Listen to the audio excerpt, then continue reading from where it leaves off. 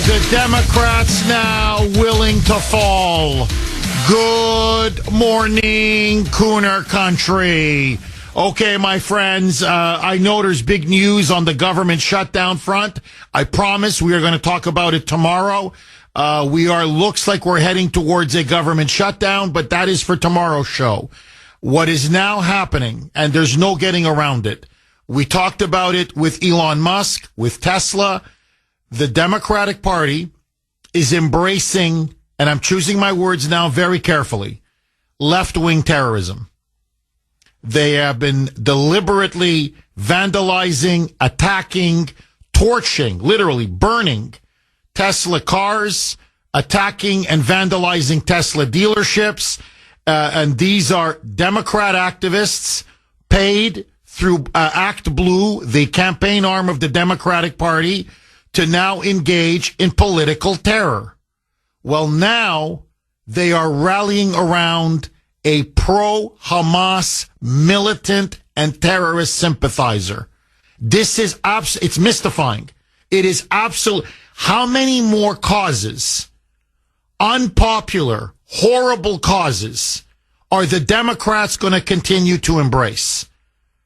It's not enough that they're embracing political terrorism or men in women's locker rooms or sanctuary cities or open borders or World War III with Russia. No. Now they want to die on the hill of defending Mahmud Khalil. Now, as many of you know, Mahmud Khalil he's originally from Syria. He's a Syrian anti-Semite who is a Palestinian advocate and champion. He was one of the top leaders at Columbia University during their radical protests and terrorist activity that we saw last year. He was the guy who helped the radicals there, the left-wing, pro-Palestinian, pro-Hamas militants, shut down Columbia University completely, threaten Jewish students, in some cases attack Jewish students, prevent Jewish students from even going to class, engaging in vandalism, destruction of university property. This is a man who is nakedly pro-Hamas, who is a terrorist sympathizer, who calls for the death of Jews and the death of Israel. And the Democrats are rallying around him? On Saturday at 8:30 p.m., Kristi Noem, the Secretary of Homeland Security, and Tom Homan, the border czar, said enough is enough. Mahmoud Khalil is here on a student visa, which then he got a green card, and they said, I'm sorry, but I don't care if you're on a student visa. I don't care if you're on a green card. Trump has signed an executive order saying that he wants to root out all of this anti-Semitism, this pro-Islamist, pro-Hamas radicalism and militancy that have been rocking our campuses across the entire country. It's not just Columbia. Columbia was ground zero, yes, but you've got Harvard and other campuses, over 60 of them. Now, many of them are being led by foreign students, foreigners, like Mahmoud Khalil.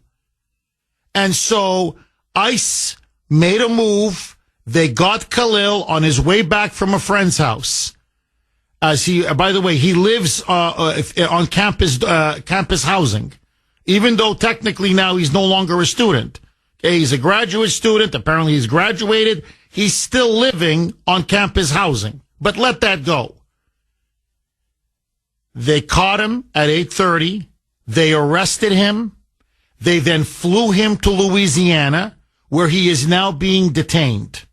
His student visa has been revoked. His green card has been revoked. They want to deport him back to Syria. His lawyers, protesters, the media, and the Democrats are now circling the wagons around Mahmud Khalil. They are trying to turn him, I kid you not, into a martyr, saying that Trump is attacking him because of his free speech, that Trump is vilifying and destroying this man because he disagrees with Mahmoud Khalil's politics, and that this is a sign of the beginnings of the Trump dictatorship. I swear to you. And it has gotten so bad. Columbia University over the last couple days rocked by protests. In downtown New York, hundreds and hundreds of pro-Hamas, pro-Mahmoud Khalil protesters took to the streets.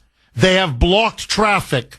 They have engaged in fistfights with police officers. And they say, no justice, no peace. That if Mahmoud Khalil is not freed and released back into the United States, where he will stay and live here, if that does not happen, if ICE does not rescind its revocation of his visa and green card, they now vow all hell will break loose. And the Democrat Party is standing squarely behind, I swear to you, Mahmoud Khalil, led by Chuck Schumer, led by Hakeem Jeffries, led by Bernie Sanders, led by Elizabeth Warren. They are now calling for justice for Mahmoud Khalil. Now, let me just say a few things, and then I'd love to open it up to the phone lines and start taking calls in the next segment. 617-266-6868 is the number. Mahmoud Khalil is a martyr for free speech. The ACLU is now rushing to defend Khalil. The left now says he is the poster child for the First Amendment. Are you kidding me? This has nothing to do with freedom of speech. None. This is a complete red herring by the left, by the liberals, and by the media. When you come to the United States, you are here as a guest. You're a visitor. That's why when you get a student visa, and think about this, this is a man who was allowed to study at one of the most elite universities in the world. Columbia is an Ivy League school. And rather than take advantage of this awesome opportunity and privilege, what did this scumbag, this lowlife do? He advocated for the mass murder and extermination of Jews. He supported Hamas, a terrorist organization that launched a brutal, barbaric terrorist attack on October 7th in which children were killed, women were raped, elderly people were butchered. And these are the people that he celebrates on campus? And not only is he distributing pro-Hamas flyers and giving pro-Hamas speeches where they're chanting, from the river to the sea, Palestine shall be free, i.e. the extermination of Israel and all the Jews. But this guy is leading all of these encampments that took place at Columbia that literally shut the entire campus down, and then led these thugs who went on committing anti-Semitic attacks on Jewish students, preventing everyone on campus, but especially Jews, from going to class. So you've got kids, you've got parents who are paying, what is it, $70,000 a year just in tuition? And this guy has the right to shut it all down and deny them an education? You don't have a right to a student visa. You don't have a right to a green card. As I said on X, and I want to repeat it, a visa and a green card is a privilege. It is not a right. And under the law, under the Immigration and Naturalization Act, this is 1,000% legal. If you engage in terrorist activities or criminal activities or pro-terrorist activities, the government has the full legal constitutional right to revoke your visa, including a green card, and deport your ass back to where you originally came from. Instead of coming to our country and being grateful for all of the opportunities he had, this scumbag, and I'm choosing my words very carefully, this anti-Semitic, pro-jihadist, pro-Hamas thug abused our generosity to commit violence, mayhem, vandalism, crimes, and advocate for terrorism on college campuses like at Columbia. He doesn't have a right to stay here. He doesn't have a right to his visa. He doesn't have a right to his green card. Trump, Marco Rubio, Kristi Noem, and Tom Homan are 1,000% correct. Mahmud Khalil should now not only be detained by ICE, he needs to be deported pronto. He has no rights. Kick his ass out. 619 on the great WRKO. 617-266-6868. If you want to be part of the show, couple lines are open. Let me ask you double-barreled question. Number one, should Mahmud Khalil, really in many ways the ringleader of the Columbia University anti-Semitic pro-Hamas protests that, really roiled that campus last year, and continue, in fact, to roil that campus, should he have his visa, his green card revoked, and should he be deported? That's exactly what Trump and ICE are now in the process of doing, and it has unleashed fire and fury. The Democrats are going ballistic. They are defending Khalil as a martyr for free speech. The ACLU is defending him. The media is defending him. Protests now have erupted, not just at Columbia, but on the streets, where they are now battling police officers. They are engaging in fistfights on behalf of Khalil, and they are threatening to engage in even more violence. Should Khalil actually be officially deported, he is now being detained in Louisiana. So, should he be deported? Should he have his visa revoked? Or do you believe he has the freedom of speech to say what he wants to say on campus, and that what Trump is doing is abrogating the First Amendment and abrogating basic freedoms and human rights? That's exactly now the argument made by the left, by Democrats, by the media, and really now by many of Trump's opponents. Listen now. This is border czar Tom Homan. He was in Albany, in New York, and there was a huge protest waiting for him. And in fact, a New York Democrat member of Congress confronted Homan, yelling, shouting, screaming, saying that what they're doing to Mahmud Khalil is destroying free speech in America, that Tom Homan is attacking and crushing freedom of speech. Homan, with a lot of the media backing the Democrats, feeling the heat, responded. Here's what he said. Roll cut 9, Mike. We consider a national security threat. When you're on campus and they say, and I hear freedom of speech, freedom of speech, freedom of speech. Can you stay in a movie theater and yell fire? Can you slander? Coming to this country either on a visa or becoming a resident alien is a great privilege. But there are rules associated with that. I agree with him completely.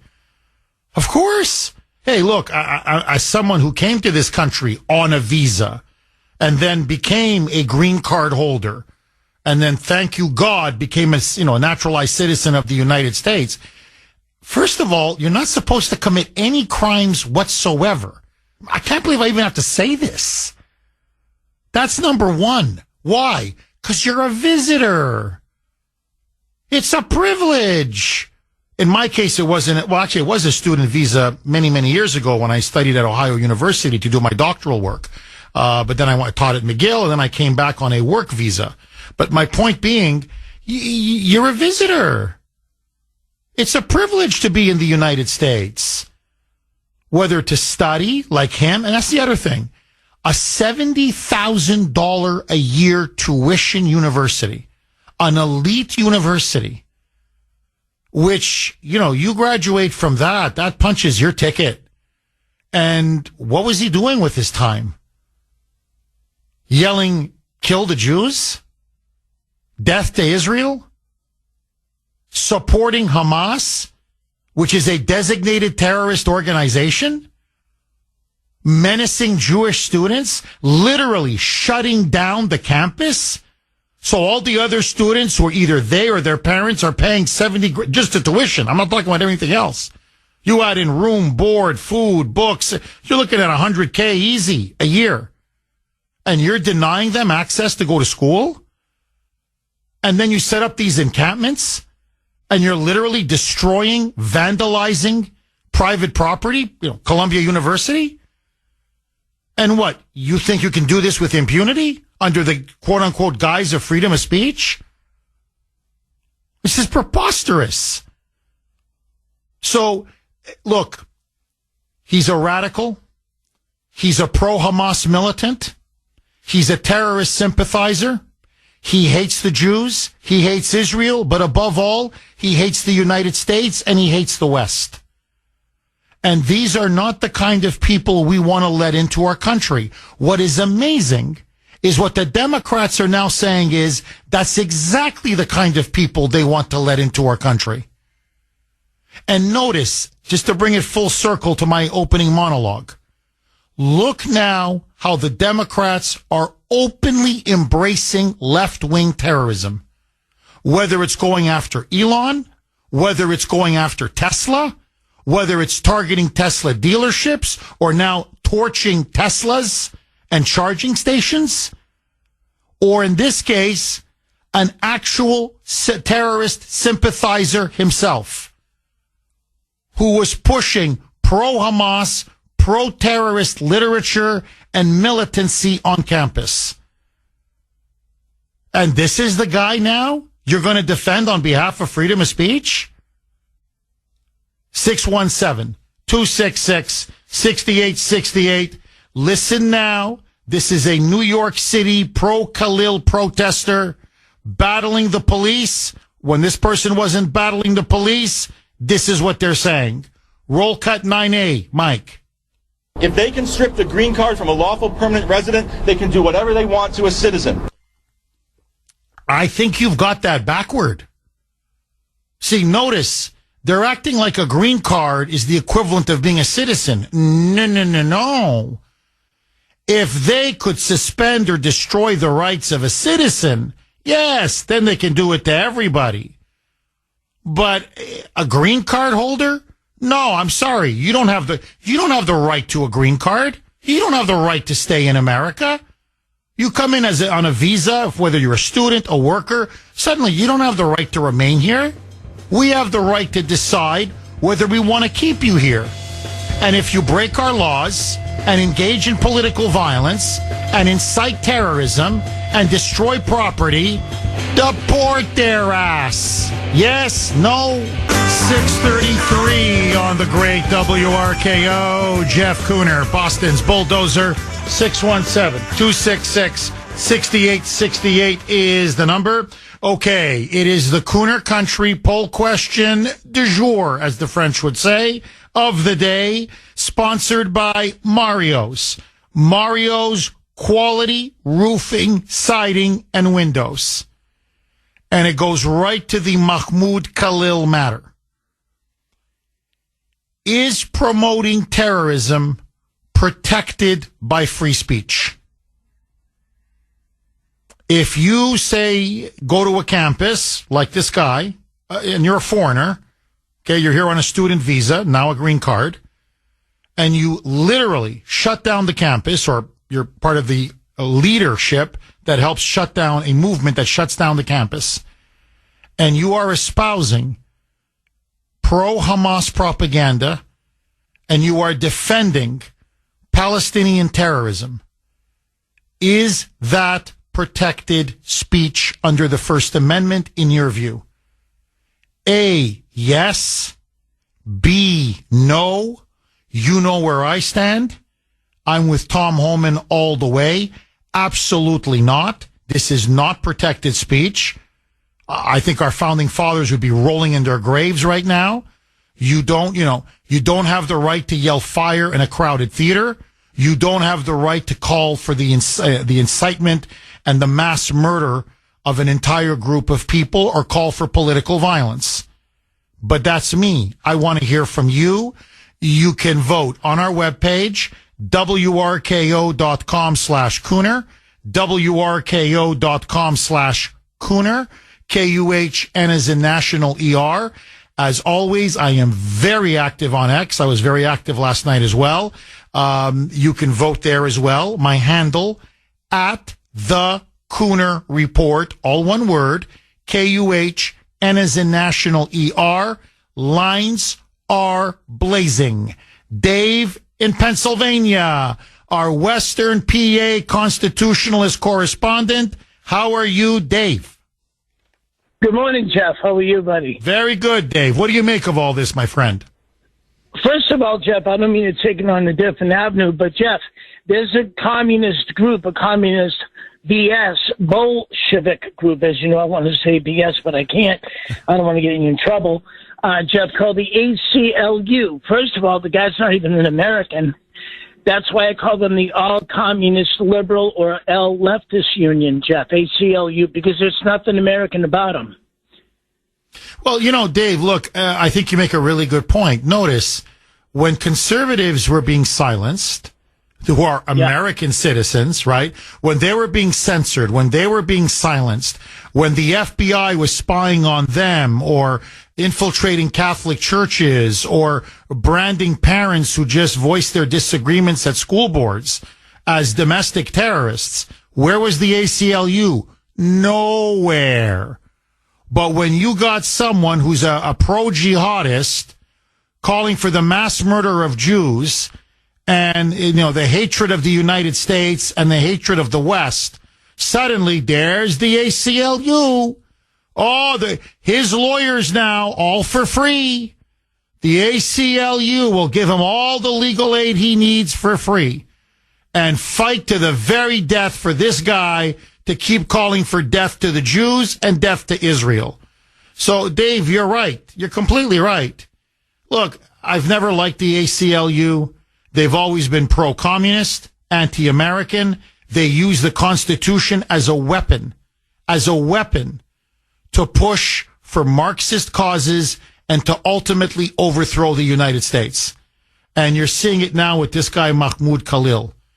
This guy, look, Dave, let me ask you this.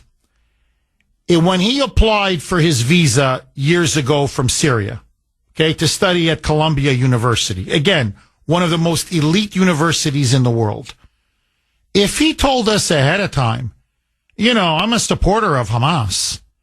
Hey, I want you to know I believe in terrorism. No, I want you to know that I'm here to shut down that campus and to prevent students from going to class. And yes, we're going to target Jewish students. We're going to harass them. We're going to persecute them. We're going to hit them. We're going to try to kill them. We're going to use death threats. And we are going to prevent students from going to class. And by the way, we're going to set up encampments that go on for weeks and weeks and destroy property and fight with the police and block traffic. We never would have given him a visa. We would have said, nah, you're not the kind of student we want. And you're out. So he did it. He violated the privilege that we gave him. He violated our generosity. He took advantage of it. And now, to me, it's clear as day. Revoke his visa, which they've done. Revoke his green card, which they've done. And now, send him back to Syria or Lebanon or wherever his family is now. Bye. Bye. Dave, agree, disagree? Jeff, I agree. I'll quote you 1,000%. May I interject a couple more points, Jeff? Yes, please. Go ahead, Dave. Yeah, Jeff, here's the thing, too. And what's ironic is, not because they're Arab, I don't want to sound like it's racist, right? But 3 points, actually. It's ironic the Democrats are supporting them. Second of all, Jeff, this Mahmud Khalil, or Killer, Mahmud Killer, could call him that, Jeff. There's a symbolic connection to the 9/11 hijackers, Muhammad Atta, all the way to Zacarias Moussaoui, in case there's people who aren't taught properly in public schools, who's still in prison in Colorado, I believe. Jeff, they had green cards too, so that's a scary connection. And of course, they're anti-Israeli and anti-American. What were they doing here? They blended in with everybody, Jeff. That's the thing. The Al-Qaeda, they blended in. And there's no difference between Al-Qaeda, ISIS, and Hamas, Jeff, and Hezbollah. Party of God, for those who don't understand, who don't listen to Jeff like we do. Jeff, it's common sense. These people hate America, and they hate Israel. They're going to get the Saturday people, which are the Jews, and then the Sunday people, which are the Christians. Dave, very well said. Dave, as usual, you hit the nail right on the head. Thank you for that call, Dave. Tony in Gloucester. Thanks for holding, Tony, and welcome. Thank you, Jeff. 1,000% I agree with you. 2 points. These professors at these colleges, I'm going back to the 60s, radical leftists. That's what they're stuff. This is incredible. Tony, just hang on 1 second. Literally, your voice just morphed. This is happening. Mike, have you noticed? It's happening more and more now. We've got to have, look, I have my, all kidding aside, I have my suspicions now about what's going on. But anyway, let's see if we can fix it here with Tony. Tony, sorry, your voice just changed, something with the phone, and you sound like a computer. You don't sound like a human being. Tony, have we reconnected with Tony? Yes, and on top of that, I do have a raspy voice. So No, it's not that. Okay, go ahead, Tony. So I'm saying, going back to the 60s, these colleges have had radical professors teaching. Look at the Dorns of the Weather Underground, who were friends of Obama there. They've been college professors for years. And Trump keeps on talking about it. I wish he'd do this. I think he will now, is take away all federal fundings from colleges. If the college thinks you're worth it, let them pay. Let them pay for the students. And you know what will happen, I guarantee? When that student graduates, they'll never pay it back. And we need to do something. Something has to be done because they're just hotbeds of terrorism and socialism and everything else. Oh, and anti-Americanism. No, and anti-Semitism. You're completely right, Tony. Look, and I remember when I went to Ohio University. Honestly, it was a beautiful campus. I had great professors. I was so grateful for the opportunity. I knew it was going to make my career. You know, it was a great history program. It had a lot of top-notch scholars. It had a great reputation. All I did was study and sleep. And frankly, I didn't sleep very much. Really, all I did was study, eat, sleep, study, eat, sleep. To think that I would be leading protest movements, shutting the campus down, preventing all the other students from going to class, calling for jihad, defending terrorists. I'm sorry, enough is enough. Hey, Jeff Kuhner, Boston's Bulldozer, 617-266-6868 is the number. All right, very, very quick. Let me just give you the latest. Obviously, it's a huge, huge story. So, Mahmud Khalil, if you want to look up more information about him, his last name is spelled Khalil. He is a pro-Hamas Palestinian activist, a graduate student. In fact, he just graduated, so I guess former graduate student at Columbia University. He was arrested on Saturday night by ICE. They have revoked his green card and his student visa. He is now being detained in Louisiana. He has become a cause célèbre now for the Democrats, for the media, for the left, for the ACLU. There are now rallies being held around the country for him, some of them violent rallies. In New York, they're blocking traffic. They have now battled the police. They are saying they're gonna burn New York down if Khalil is not released. They're holding up signs, "Free Mahmud Khalil," "Long live Mahmud Khalil." In other words, they're trying to treat him like he's the second coming of Nelson Mandela. We shall see what will happen over the next couple of days. What is to me incredible is that the left and the Democrats literally now are willing to fight to the death, if need be, to defend a man who is an open supporter of terrorism and who is a naked anti-Semite. It's truly unbelievable. It's mystifying. 617-266-6868 is the number. This is from Marianne on Messenger. And I think she really hit the nail right on the head. Jeff, good morning. The reason the Democrats are defending this agitator is because the violence that is being perpetrated, that was perpetrated, is directed at those of us that don't agree with his so-called message. Violence is never okay. If this had been turned around and the violence was directed at the Democrats from our side, you can bet your happy rear end that not only would they have already deported that person that led such disgusting protests, they would have had him drawn and quartered beforehand. I remember as a kid watching the anti-war protests against the Vietnam War on the news on TV. And back then, violence wasn't tolerated at all. What these uninformed liberals don't understand is that protesting is fine. But when it turns violent, a stop has to be put to it.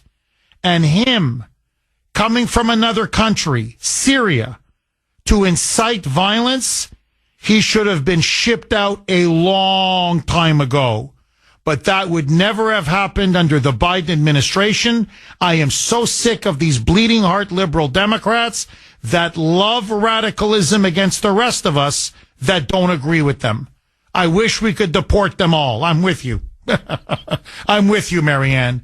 No, look, many of you are emailing me, messaging me. Larry did, for example, texting me. Jeff, super brief, very briefly, super quick. You got a green card. Explain the process. See, this is another thing I don't get. Here, let me look. When I got my green card, and I was very happy to comply with everything. Okay, please don't take this the wrong way. But I had to go through a criminal background check. I had to do a drug test. I had to prove that I was the most qualified person for the job, that I had skills that other Americans didn't have for this particular position. I had to pledge that I'm self-sustaining, that I pay taxes, that I'm going to work, that I'm never going to take any welfare or any government services or government benefits. That, in other words, I was going to be a contributor to America. And furthermore, that I would not commit any crimes. It's clear as day.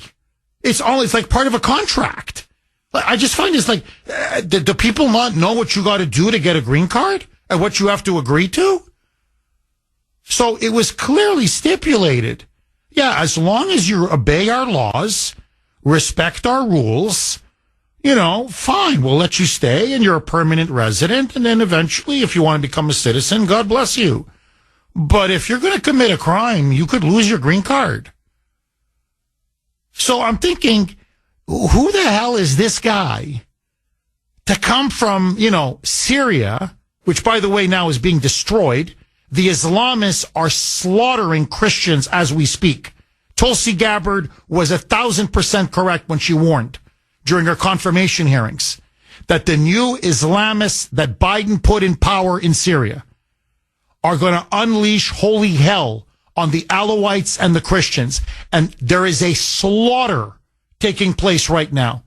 17,000 Christians and Alawites dead and counting. Okay? But peace. Oh, the religion of peace. Everywhere they go, it's just peace. You can't stop the peace. Too much peace. Okay? But let that go. Let that go.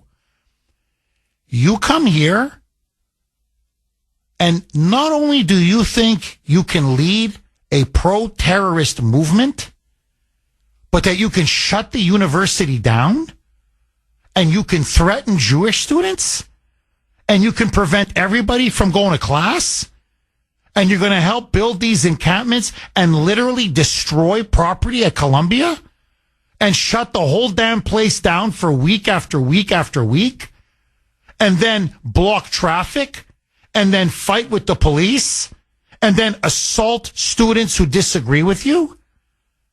And you think what? The country's going to say thank you? Because you're bringing the intifada from the streets of the Middle East to the streets of New York? And you think this is the kind of person we want in our country? When allegedly you came here to study at an elite a private university that most people would kill, that give their left hand or their left arm to send their kids to? Because it's the ticket to the upper middle class? And this is how you spend your time? Like, hey, buddy, blank off. Now, let me tell you why he thought he was impregnable, why he was bulletproof. He married an American citizen. And that's what a lot of them do. And I'm sorry to say this, okay? It pains me to say this. And I say this again with all due respect. You know how much I love America and Americans. Yeah, I am an American. I love this country. But my God, are some Americans gullible. Oh my God, are they gullible. Oh my God, are they naive. A lot of these foreign students come and they want to rabble-rouse and cause trouble. So what do they do to protect themselves? You marry an American.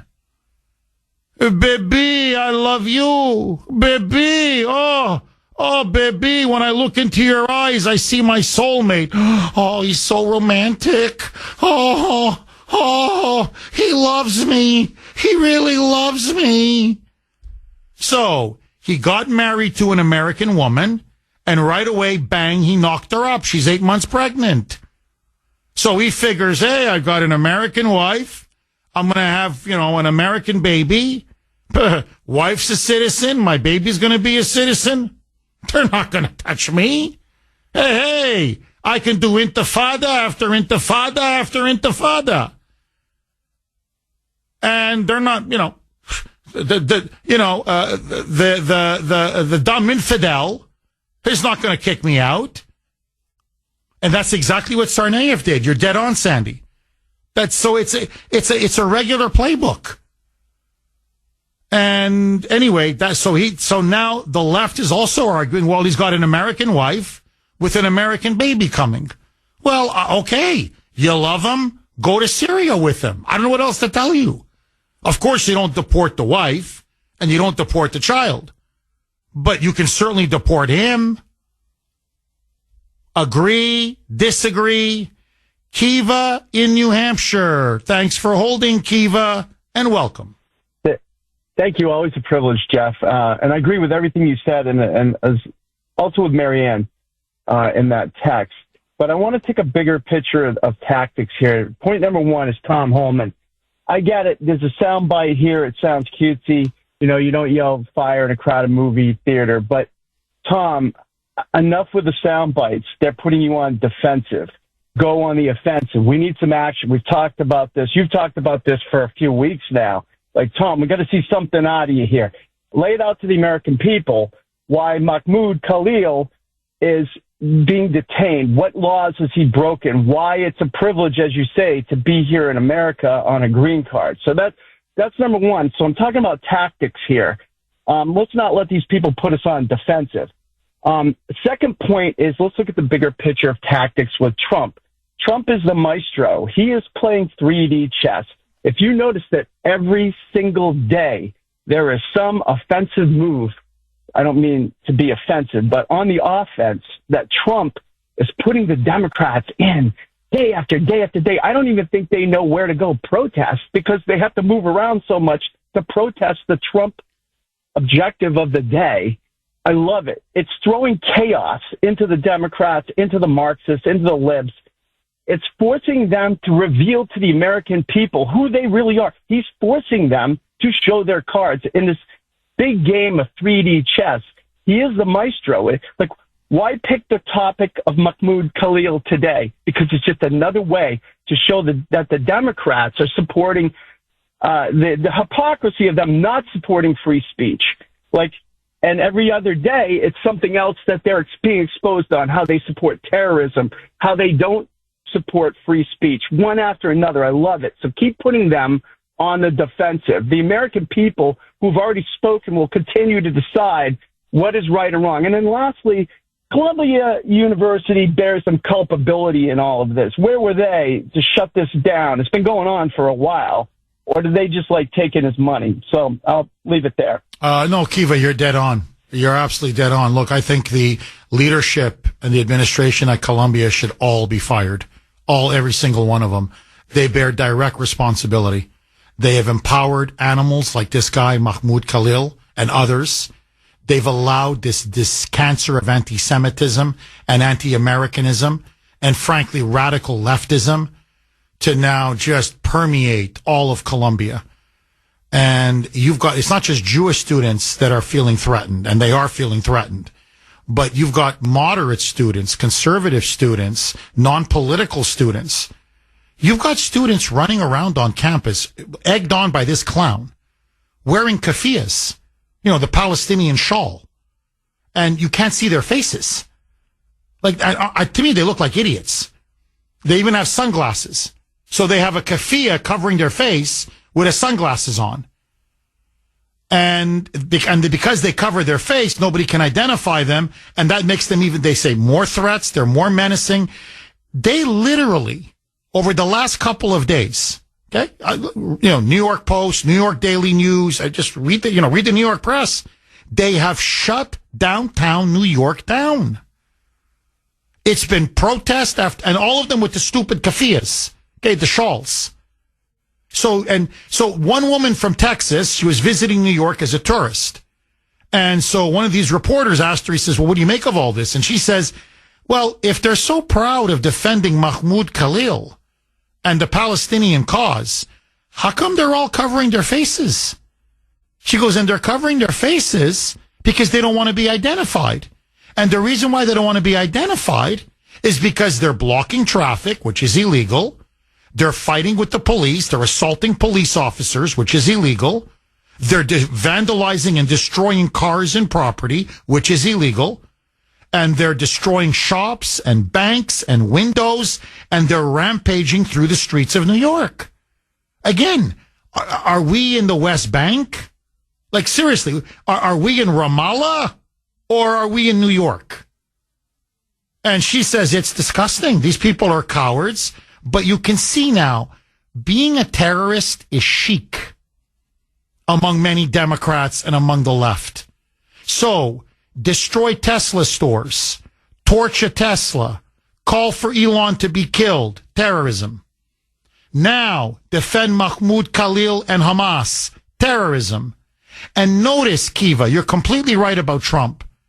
Trump's political strategy is shock and awe. It's flood the zone. It's keep staying on offense.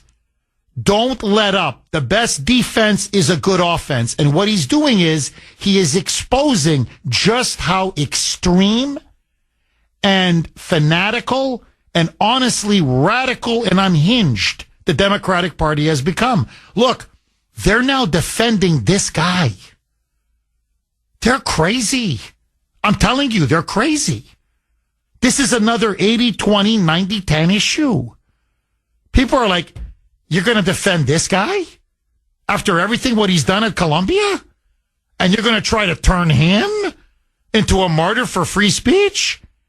Hey, loco, you're crazy. And look at the juxtaposition, Kiva. You had a 13-year-old boy, DJ Daniel, just recently at Trump's joint address to Congress, with brain cancer. A black boy, an American citizen, with brain cancer. And they couldn't even bother to clap. They couldn't even bother to recognize him. You had two mothers, American citizens, who lost two daughters, American citizens, and they couldn't even bother to acknowledge their pain. But you got this jihadist-loving, Hamas pro-terrorist militant who is shutting down campuses and calling for the death of Jews. And this guy's their hero. That's who they rally around. That's who they defend. Kiva, the American people aren't stupid. They look at this party and they say, you know what? This is a communist party. This is a pro-jihadist party. This is an anti-American party. Final word to you, Kiva. You're right on point there. And this is only going to come back to bite them in the midterms. Please keep showing us who you really are with your deeds and your actions, not your words, because we've heard your squawk. So please keep coming unhinged. The American people are smart, just like you said, Jeff. They're not going to fall for this. The media doesn't have the control over us anymore like it used to. So people are waking up. People are now getting smarter to this. We're not going to fall for this. Hopefully this is what gives us the ammunition going into the midterms. Amen. Kiva, thank you very much for that call. Again, really good call. Natalie in Lunenburg. Thanks for holding, Natalie, and welcome. Hey, Jeff, I want to draw a parallel here. Okay, at Columbia, you've got an angry mob, and as you just mentioned, faces wrapped like PLO terrorists in the keffiyeh. That's intimidating. That's a threat. They're harassing Jewish students. They're invading classrooms. They invaded Israel studies classroom, masked up, yelling at the class, and distributing pamphlets that had pictures of armed terrorists, and the words on the pamphlet were, "The enemy will not live to see tomorrow." Okay, let's flip this. Oh, and the river to the sea, that's an implied genocide, cleansing, an ethnic cleansing of Israel, of all Jews. That's what that is. Let's flip it. Let's have a Klan rally at the campus of Columbia University. Let's have people in hoods and sheets so that you can't see who they are. Let them harass gay students and black students. Let it all be led by, say, a neo-Nazi out of Germany, a white guy. Would they defend that? Oh, Natalie, checkmate. What's the difference, Jeff? No, you're dead on. You're checkmate. Game, set, and match. It's over. I mean, you just crushed them. I mean, really, it's over. It's a knockout. To use a boxing analogy. You knocked them out cold. You just knocked them into tomorrow. And you're right, Natalie. Imagine. Do exactly what they did. Okay? Shut down the campus, prevent everybody from going to class, harassing instead of Jewish students, gay students, or black students, calling for, tiki torches, white hoods, covering their faces, and just flip it. It's the Klan and it's not Hamas. And you're completely right. I mean, Columbia would blow. It would blow. It would blow up. There would be a civil war. The students, the left, the Democrats, oh my God, what First Amendment right? They'd want to shoot them all. Hell, look what they did to the J6ers. And what the J6ers did was nothing compared to what they did to Columbia University. So you're completely right, Natalie. Natalie, I got to ask you this. Are you shocked that the Democrats now, they don't even hide it, how they're willing now to promote terrorism? Take Tesla, Elon Musk as an example, or Black Lives Matter previously, and now this case of Mahmud Khalil. Are you shocked now that they're defending terrorism and defending people who sympathize and who are pro-terrorist? Did you ever think it would come to this with the Democratic Party? It's itself, Jeff. Republican Lincoln freed the slaves. The Democrats formed the Ku Klux Klan in response.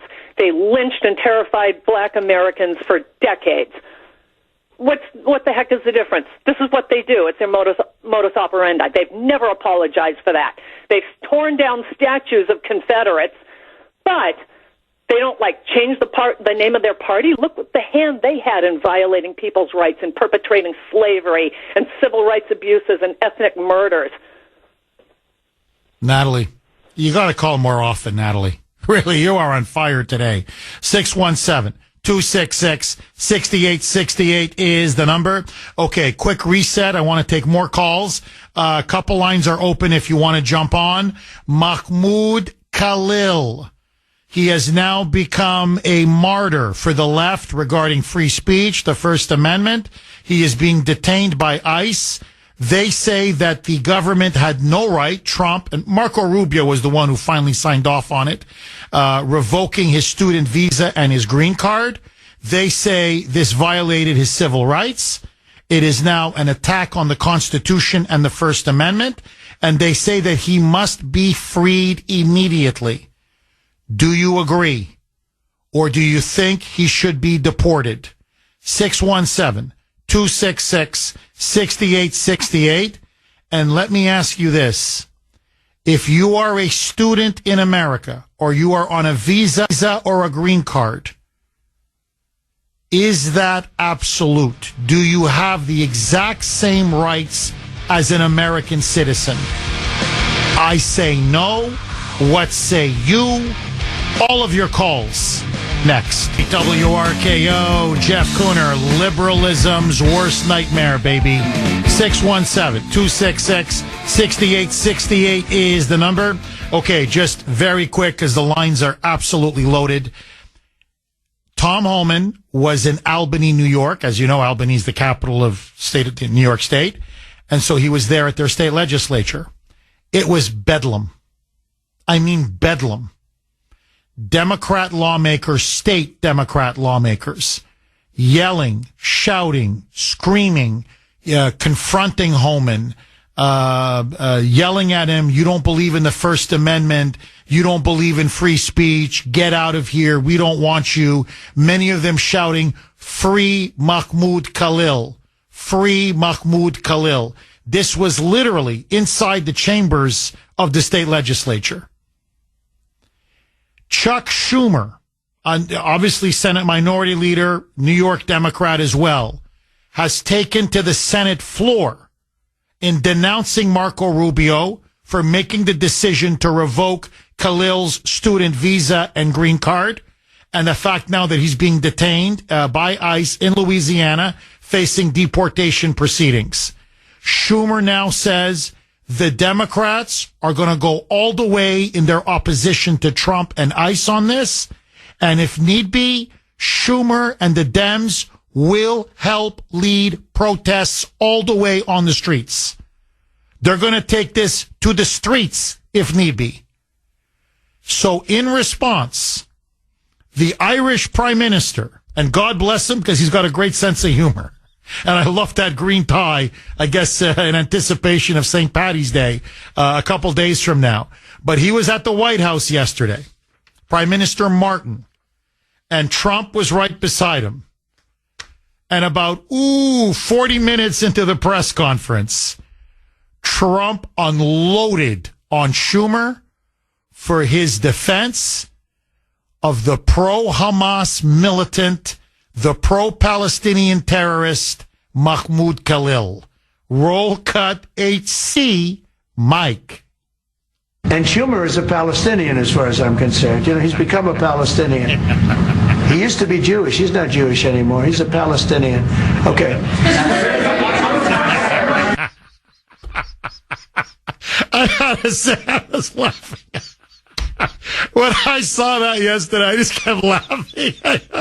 I love this guy. You know, I love this guy. Schumer's a Palestinian now. But it's true.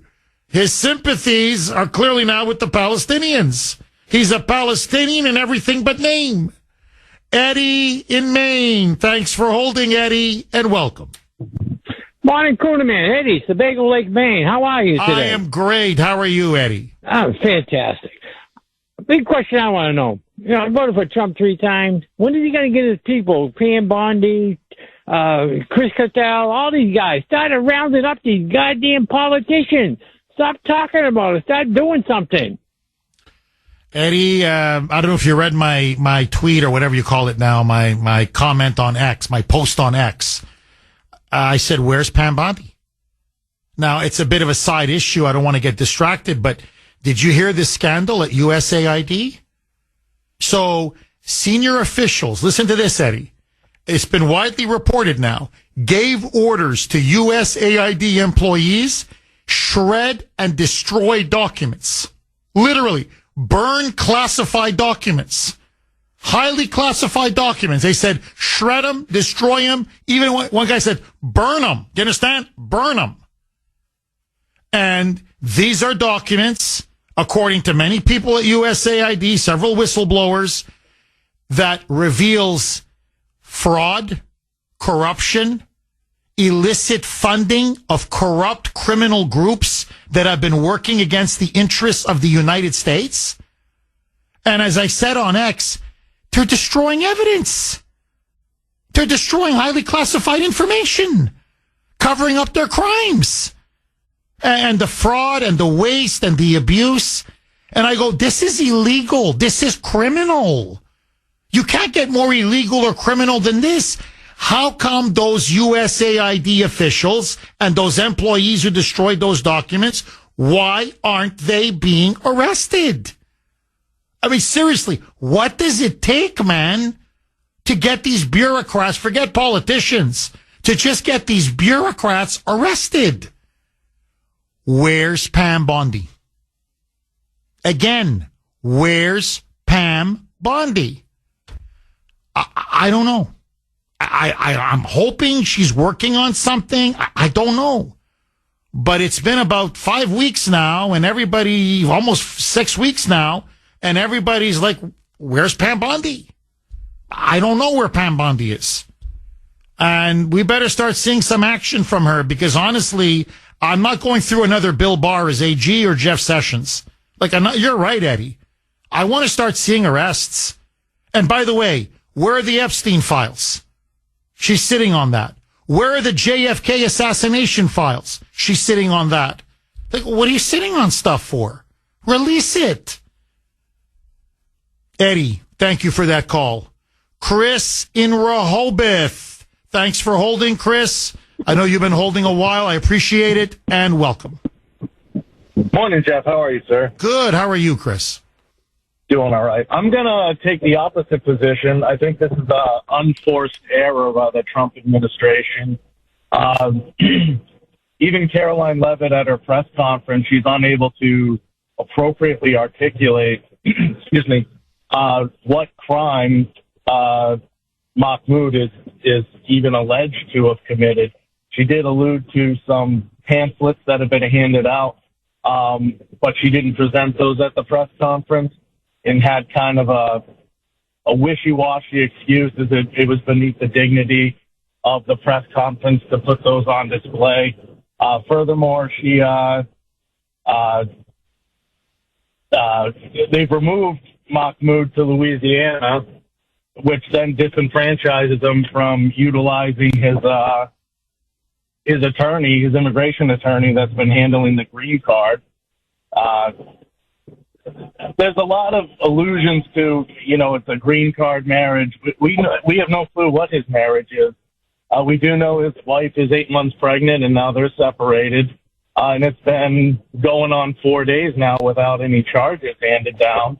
It just seems like an unforced error when there's so many more important things to do, like shutting off Medicaid and welfare to illegal immigrants, than going after this one person that politically disagrees with the administration. Chris, can you do me a favor? I'm up against a hard break. I'm very happy you called. I'm very happy you made these points because it's nice to hear the other side on this. Please, Chris, hang on. I want to come right back to you and continue this conversation. Chris says Trump's made a mistake. Do you agree with Chris? 3 on the great WRKO. Jeff Kuhner, Boston's Bulldozer. 617-266-6868 is the number. Okay, let's go right back to Chris in Rehoboth. Chris thinks that Trump and Rubio, obviously together, are making a big mistake on Mahmoud Khalil, that they say they haven't shown that he's committed any crime. They haven't been able to show any evidence, and they've got him now detained in Louisiana, which is a violation of his civil liberties. He is married to an American. He has an 8-month-old. She's pregnant, 8 months pregnant, so an American baby is on the way. And that Trump is wasting valuable political capital on this issue when he should be going after, say, welfare fraud to illegals, Medicaid to illegals, and other more pertinent, important issues. Chris, did I sum up your position accurately? Pretty well. Okay. Go ahead. I guess my last 2 quick points on this would be like when the political winds change and the shoe's on the other foot, you could have a similar regime to the Biden regime try and deport or revoke visas for conservatives such as, Dr. Jordan Peterson, who's a Canadian citizen, not an American citizen, but comes here and travels a lot. And one could make the point he causes dissension across the political space, and they could try and use this argument as a means of getting rid of dissenting voices, which is so fundamental to the American ethos.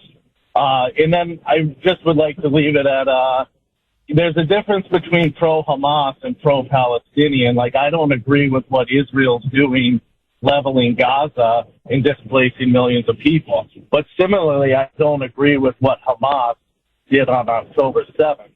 And this unforced error just lends more credence to the fact that Netanyahu has undue influence in the administration. Chris, let me play a cut by Marco Rubio, because he's the one that made the ultimate decision to revoke Khalil's visa and his green card. And I think he hit the nail right on the head, but I want to give you a chance to respond. Here is Rubio, because many of the reporters are making the same points that you are. And he's saying, look, here's why we pulled his visa. Roll cut 10, Mike. When you come to the United States as a visitor, which is what a visa is, which is how this individual entered this country, as on a visitor's visa, you are here as a visitor. We can deny you that visa. We can deny you that if you tell us when you apply, hi, I'm trying to get into the United States on a student visa. I am a big supporter of Hamas, a murderous, barbaric group that kidnaps children, that rapes teenage girls, that takes hostages, that allows them to die in captivity, that returns more bodies than live hostages. If you tell us that you are in favor of a group like this, and if you tell us when you apply for your visa, and by the way, I intend to come to your country as a student and rile up all kinds of anti-Jewish student, anti-Semitic activities, I intend to shut down your universities. If you told us all these things when you applied for a visa, we would deny your visa. I hope we would. If you actually end up doing that, once you're in this country on such a visa, we will revoke it. And if you end up having a green card, not citizenship, but a green card as a result of that visa while you're here in those activities, we're going to kick you out. It's as simple as that. Chris, his logic is impeccable. And, you go on about Jordan Peterson. Jordan Peterson doesn't run around wearing a keffiyeh calling for the murder of Jews or supporting Hamas, which, as you know, is not just a terrorist, but a genocidal organization devoted to the extermination of Israel and the mass murder of all Jews. Now, Jordan Peterson never shut down an entire university, as Mahmud Khalil clearly did. Jordan Peterson never sets up encampments, which literally prevented every student from going to class day after day after day, and attacked police, attacked other students, committed vandalism. So I don't care if he's married to an American. I don't care if it's true love or just for a green card. It doesn't matter. She knew what she was getting into. Don't get in bed with a radical pro-Hamas Palestinian activist. If you're going to stand there and shut a university down and threaten Jewish students and basically lead campus riots, and you're here on a student visa, the First Amendment doesn't apply to you. I don't know who this person thinks he is. So this argument that, well, a future Biden administration will apply it to Jordan Peterson is an erudite, civilized man who sits down on YouTube or in a one-on-one podcast and debates and interviews people.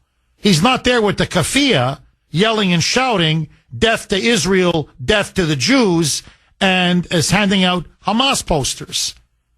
Chris, final word to you. Yeah, quickly. Rubio's doing what Trump told him to do. And he articulates it well, but he's also a lawyer. A keffiyeh doesn't indicate terrorist ties. Many U.S. Special Forces wore keffiyehs over in Arab countries doing operations. No. Come on, Chris. Let's be serious. In the context of the Palestinians, I'm not talking about American forces in some desert. In the context of Palestinians, this goes back to the PLO. This goes to Hamas. This goes to who they wear the keffiyeh as a sign of resistance to Israel and as a sign of their support for jihad and terrorism. I mean, come on, Chris, let's get serious. To look into that because I'm not aware of that. So I'll have to. Well, they're covering their faces. Here, let's leave that out. They're covering their faces, Chris. Why are they covering their faces? As they're shutting down a campus and as they're fighting police and as they're assaulting other students. So this guy's running around with a keffiyeh and other people who are supporting him are running around with these keffiyehs and they're menacing and threatening Jewish students. I mean, fine, you're pro-Palestinian. It's a free country. But what gives them the right to menace and threaten and prevent Jewish students from going to class? And this guy, what? He has the right now to stay in the United States? I don't think so. If I did that on campus, they would kick me off campus. They'd have every right to kick me off campus. And if I supported a pro-terrorist organization, they would revoke my visa and revoke, I mean, I'm a naturalized citizen now, but they would have revoked my green card. I mean, Chris, I'm sorry, but to me, Khalil has no leg to stand on. Again, but final word to you. Go ahead. Even the administration is unable to adequately articulate what crime he is alleged to have committed. So we cannot agree with the protests on the campus at Columbia or that Jewish students were targeted or that classes were shut down. But unless you can tie Mr. Mahmud Khalil to those, like specifically causing something to cause that to happen, and without the administration being able to really articulate a crime being committed. No, but Chris, he was the leader. I mean, we have video of him. He was giving speeches. He was there. They're even saying, they're admitting it. He's our leader. So I'm sorry, but it's illegal to shut down a campus. It's illegal to prevent students from going into classrooms. It's illegal to assault Jewish students and menace Jewish students and threaten Jewish students. So, I mean, I'm sorry, Chris, but I mean, he was there. He was the mastermind. He was one of the top leaders of that whole effort to shut down Columbia University. That's against the law. I mean, no one's saying he's a card-carrying member of Hamas. No one's saying he was planning to blow up a building. But the fact of the matter is, he engaged in radical campus activity that prevented students from going to school, that shut down that university for weeks, and that led to assaults on police officers, assaults on other students, and massive vandalism and property damage. That's the movement that he led. So, I mean, Chris, are you in favor of shutting down? Is that a protest? That's not a protest. That's a riot. I mean, there is a fundamental right to protest, and things sometimes go sideways. And unless you commit, no, Chris, he led that movement. He led the shutdown. He led the encampments. This wasn't a one-off peaceful protest. And by the way, I'm sorry, but I don't think universities are places for people to protest. I disagree on that. It's a place to learn. The great WRKO, Jeff Kuhner, Boston's bulldozer, 617-266-6868. Couple lines are open if you want to jump on.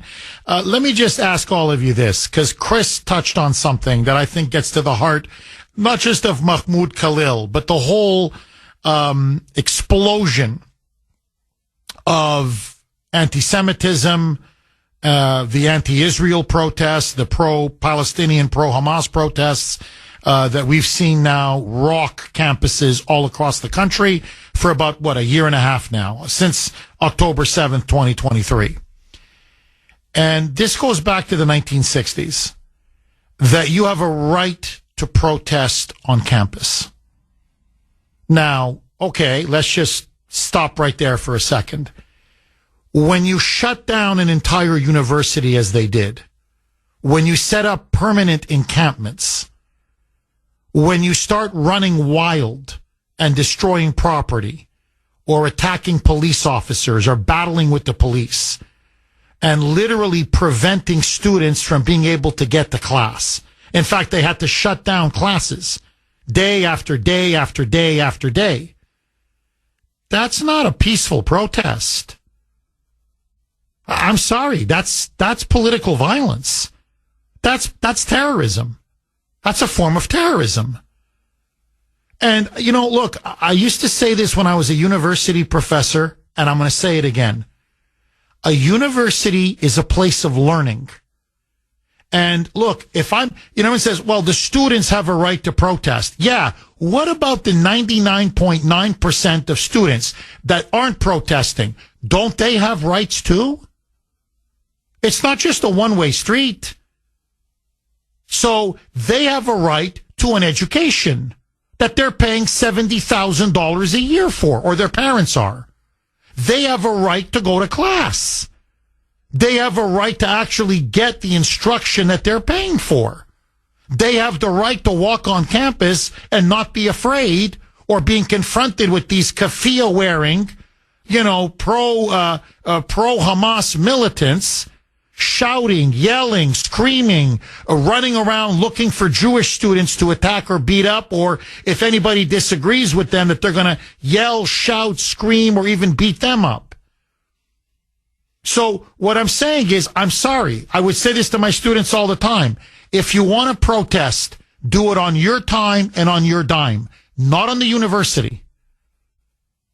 This is not the Democratic Party. Now, you want to protest outside the campus? You want to get a permit and protest at a park or protest in front of a state legislature? Here, when I hold a rally, a protest, it's 1,000% peaceful. We never disrupt traffic. We never block traffic. We never block access. We usually do it in front of Beacon Hill. We never block access to Beacon Hill. Or, we get a permit. In other words, I'm not preventing other people from exercising their fundamental rights. As if these protesters are the only ones with rights, or this clown, Mahmud Khalil, free speech, free speech. No. You're inciting terrorism. You're shutting down a university. You're disrupting the entire campus. In fact, you've locked it down. So, if I'm a student there, and that's what many students at Columbia were complaining, they go, look, I'm going to have student debts up the wazoo for most of my life. It's $100,000 a year. Okay, 71,170, if you want the technical number, for tuition. You throw in room and board, you throw in books, you throw in food. It's 100,000 easy. So, you do the math, a 4-year program, that's $400K. So how am I going to pay off, and with a little bit of interest, so how am I going to pay off $400K? I've got saddled on my back now for the rest of my life, and I can't even go to class? I'm sitting here waiting? I can't go to the library? They've shut down the university again, so I'm not getting an education? Well, what about my freaking rights? So it's always about Mahmud Khalil. That's all I'm serious. So they bring the intifada here, like we need this. Death to Israel, death to the Jews. From the river to the sea, Palestine shall be free. Hey, look, you want to hate the Jews. You want to call for the extermination of Israel. You want to do that, buddy. There's a park. Get a permit, go in front of the state legislature, go in front of City Hall, whatever. But you don't have the right to block traffic. You don't. Because people have to get to work or from work or wherever it is, to the hospital or to the grocery store or to pick up their kids, they have rights too. It's illegal to block traffic. It's illegal. It's illegal to shut down a university. It's illegal. It's illegal to prevent students from going to class. It's illegal to vandalize property. It's illegal to incite threats or incite violence. And it's certainly illegal, and we've got him dead to rights. He's publicly praised Hamas. He's privately praised Hamas. He sent out pictures and posters and flyers defending and advocating for Hamas. Interview him now. He'll tell you Hamas is not a terrorist organization. They're freedom fighters. He'll tell you to your face. So, I'm sorry. You come to America as a student, then study. Then study. But if you're here to whip up a campus and threaten Jewish students and openly advocate and champion for a terrorist group responsible for the most heinous atrocities imaginable, a designated terrorist group, I'm sorry, we don't need terrorists coming into our country.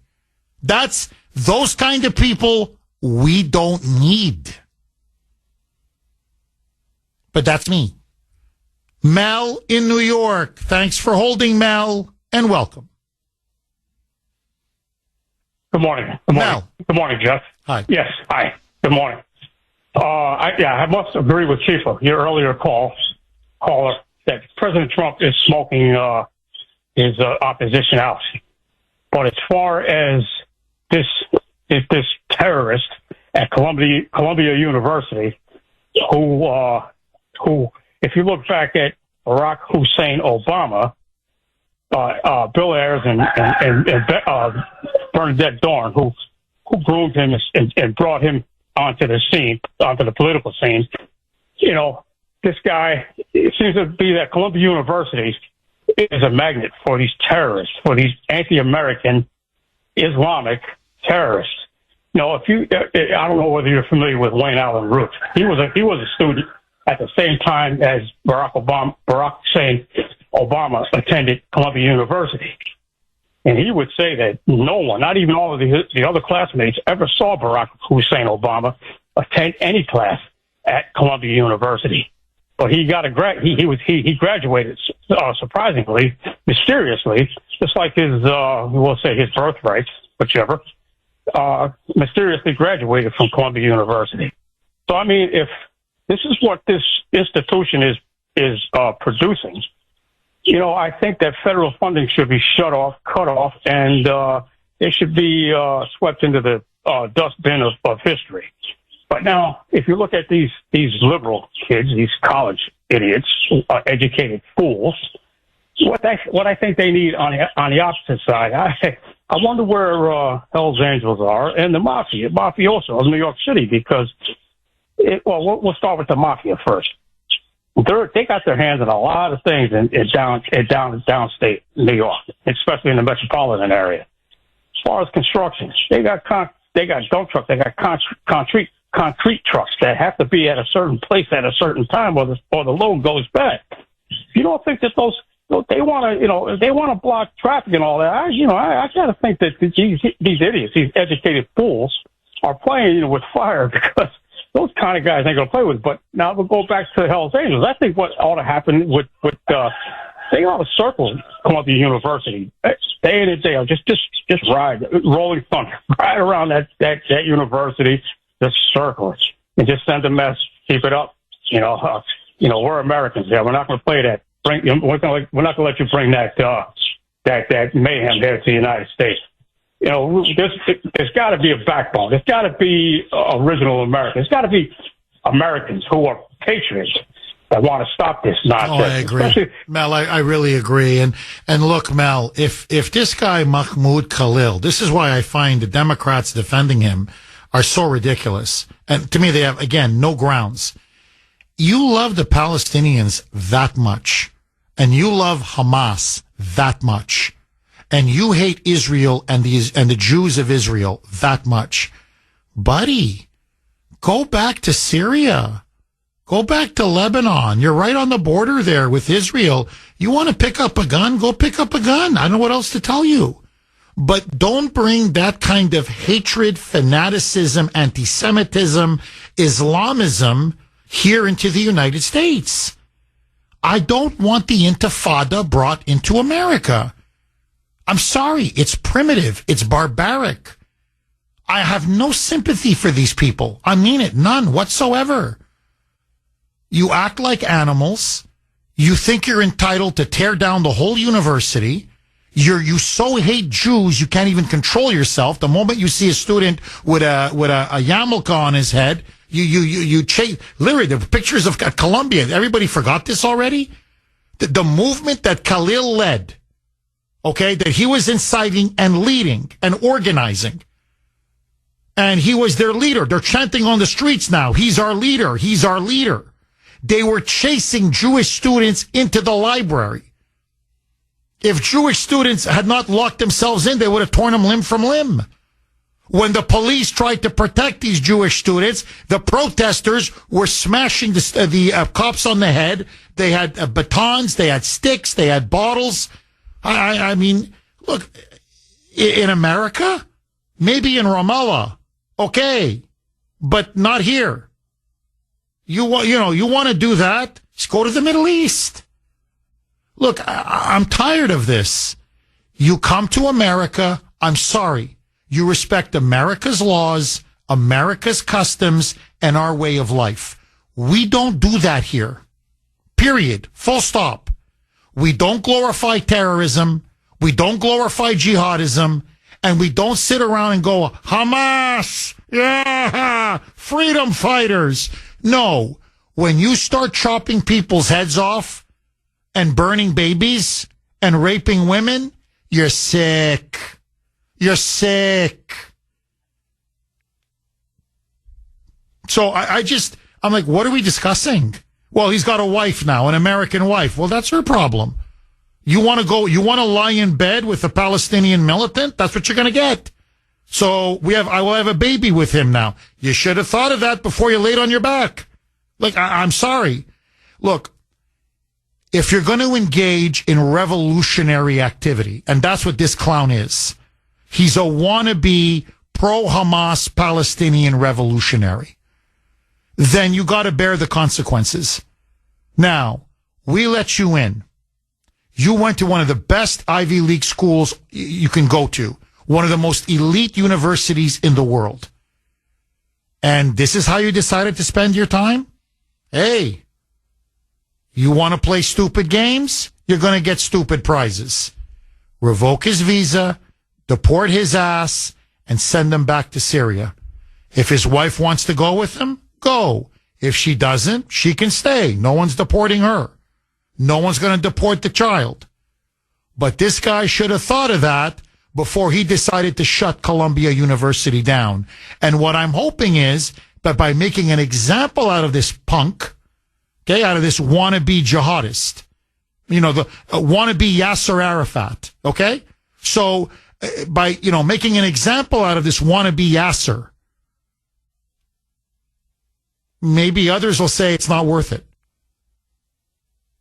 I'm sorry. Why do foreigners come to our country and think they can just do what the hell they want? I just find it incredible. Now, most of them aren't like that. I'm telling you, they're like me, who are very grateful to be Americans, who are very grateful to be here, who are very grateful for all the incredible freedoms and opportunities. But I'm sorry, man. You want to play Palestinian terrorist? Well, you're going to be treated like a Palestinian terrorist. 617-266-6868. Agree, disagree. Tim in South Carolina. Thanks for holding, Tim, and welcome. Hi, Jeff. Hi, Tim. Thanks for having me again. You did a brilliant job of snuffing out Chris. I heard every word he said. He started to make some points. It all leads to his Trump derangement. In other words, Trump bad.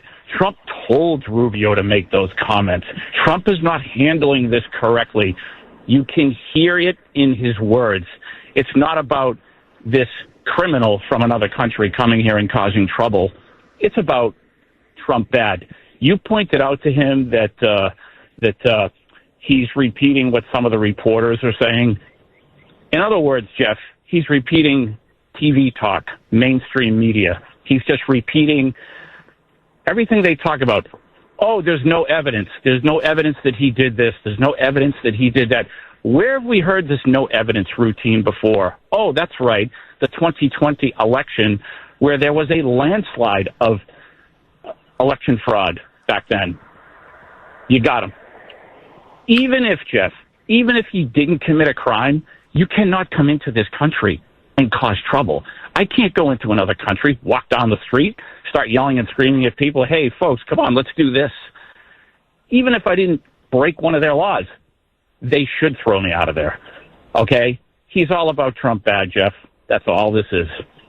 Well, and Tim, just to piggyback off of what you're saying, look, not that you would. I mean, I know if you go to, university, you'll go to America, but just indulge me, okay? You go to Oxford in Britain, or Cambridge in Britain, or the London School of Economics. They're very good schools, elite schools. The Sorbonne in France, very elite university. So, England or France, or take your pick, they let Tim from South Carolina go to one of the most prestigious universities. And Tim now, instead of studying, instead of, taking advantage of the opportunities that were given to him, Tim starts leading campus protests. And these campus protests become so intense, so violent, so rabid and radical that the entire university is shut down for weeks. And all the other students can't go to class. And the teachers can't teach. And other students now are being attacked and menaced and threatened. And then the movement that Tim is leading is running around destroying the property of that university. In fact, Tim was saying, let's set up an encampment. No, we'll just stay day and night. We're going to occupy the entire university campus. And we're going to fight with the police. We're going to smash windows. We're going to go in and destroy classrooms. And when they finally try to evict us, we're going to run into the buildings and we're going to barricade ourselves in there. Okay? As Tim is chanting whatever, death to France or death to Britain. And then when finally they say, you know what, Tim, we gave you a student visa. We let you stay in our country. This is how you pay us back. You're out. And then all of a sudden, everyone's like, free Tim, free Tim, free Tim. Tim, really? After a while, wouldn't someone say to you, Tim, I'm sorry, what did you expect, man? Like what? Because they let you into their country and let you study? You have a right to rampage and just literally shut the entire university down and ruin it for everybody else? Now, you are breaking laws. You're breaking a ton of laws. But just let that go. No country would allow you to stay. Am I wrong, Tim? You're absolutely correct, Jeff. Minimally creating a disturbing the peace, okay? Just right there alone. Never mind supporting these bloodthirsty organizations, terrorists, who would slice him into pieces if he ever walked in front of them. This is it's outrageous. He committed crimes. He supports terrorism. He needs to leave immediately. Tim, thank you very much for that call. Bill in Reading. Thanks for holding, Bill, and welcome. Thank you very much. Hi, Bill. Hi. Yeah, there's no question he committed crimes. Because it happened under the Biden administration, nobody prosecuted him. And Colombia doesn't have the gonads to do that either, and they didn't. But he, destruction of property, he organized and led destruction of property. They even had a couple of janitors that were basically kidnapped for a while in the building. That's right. They wouldn't let them out. That's right. So there's no question that crimes were committed here. But he is getting due process here, okay? He's got legal help, and he will get it'll be adjudicated by our government, by our legal system, as to whether he gets thrown out or not. So it's not being, it's not some kind of a Nazi thing where we're just, handcuffing him and throwing him out of the country. He's getting the due process he deserves as a green card holder, in the country.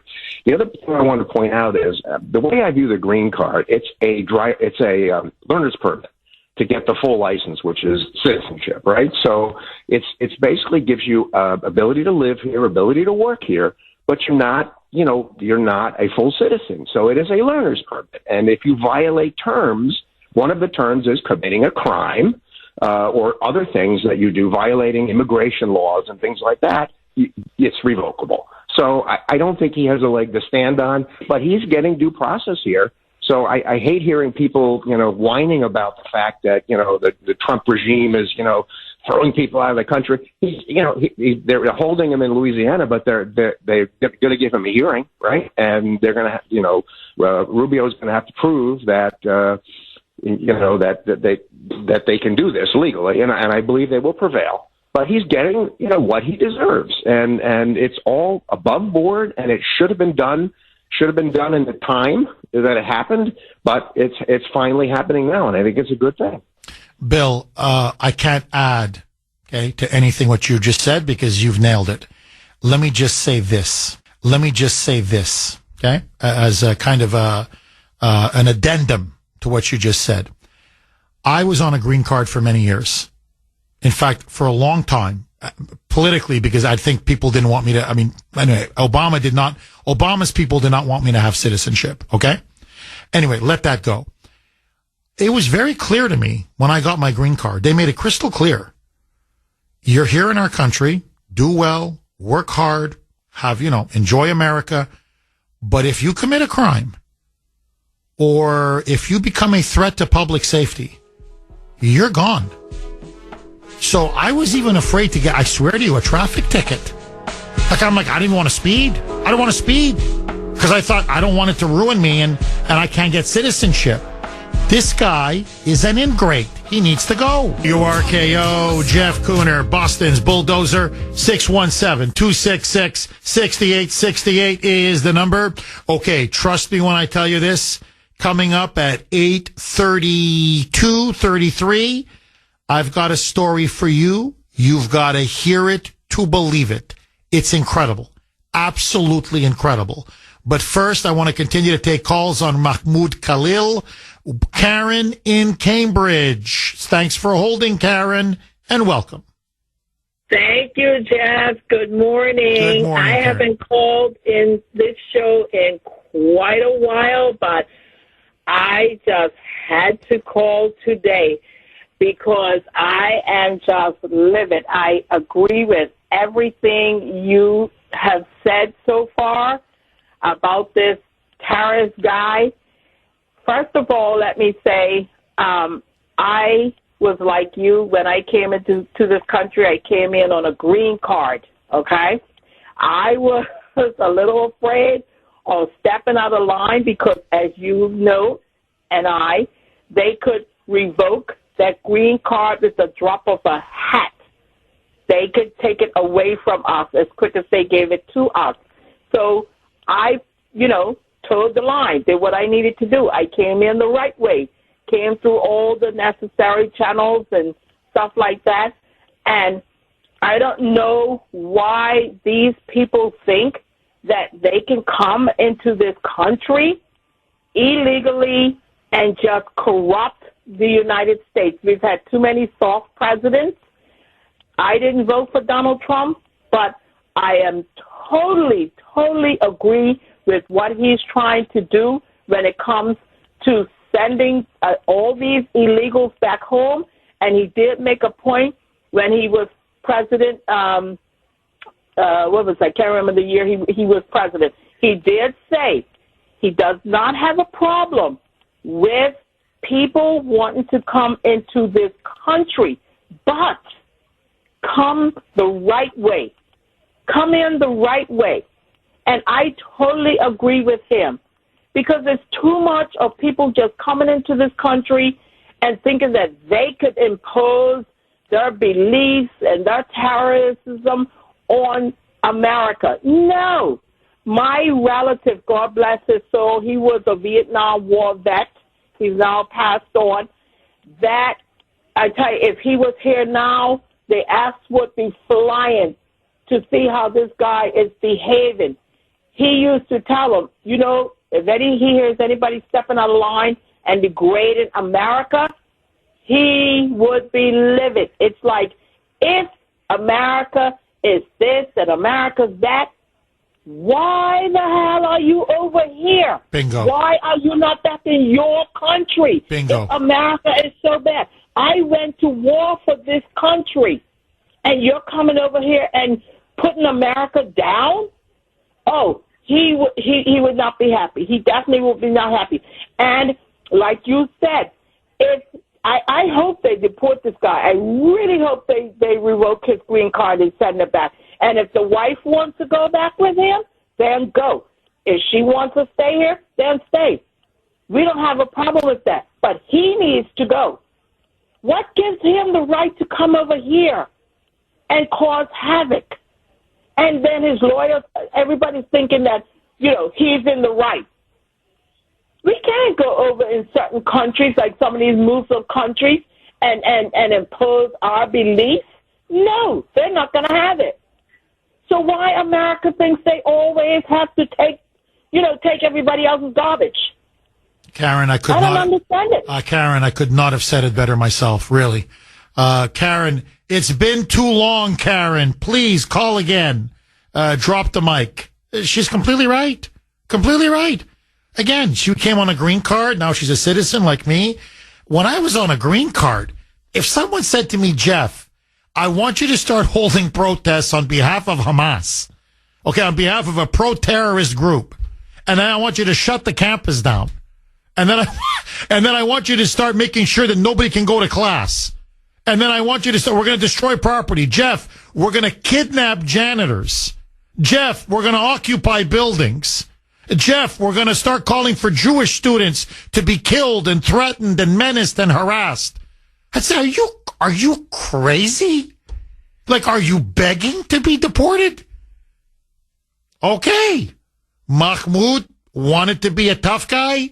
Now send him back to Syria, tough guy. Brett in Maine. Thanks for holding, Brett, and welcome. I have a question for you. The federal government is in charge of the student loan program. Is that correct? Yes. Why doesn't Trump institute a new policy saying that any student receiving a student loan from the federal government who is involved in a violent protest at a university anywhere, any violent protest, has automatically their student loan canceled and is banned forever from receiving federal student loans? They are automatically out of school.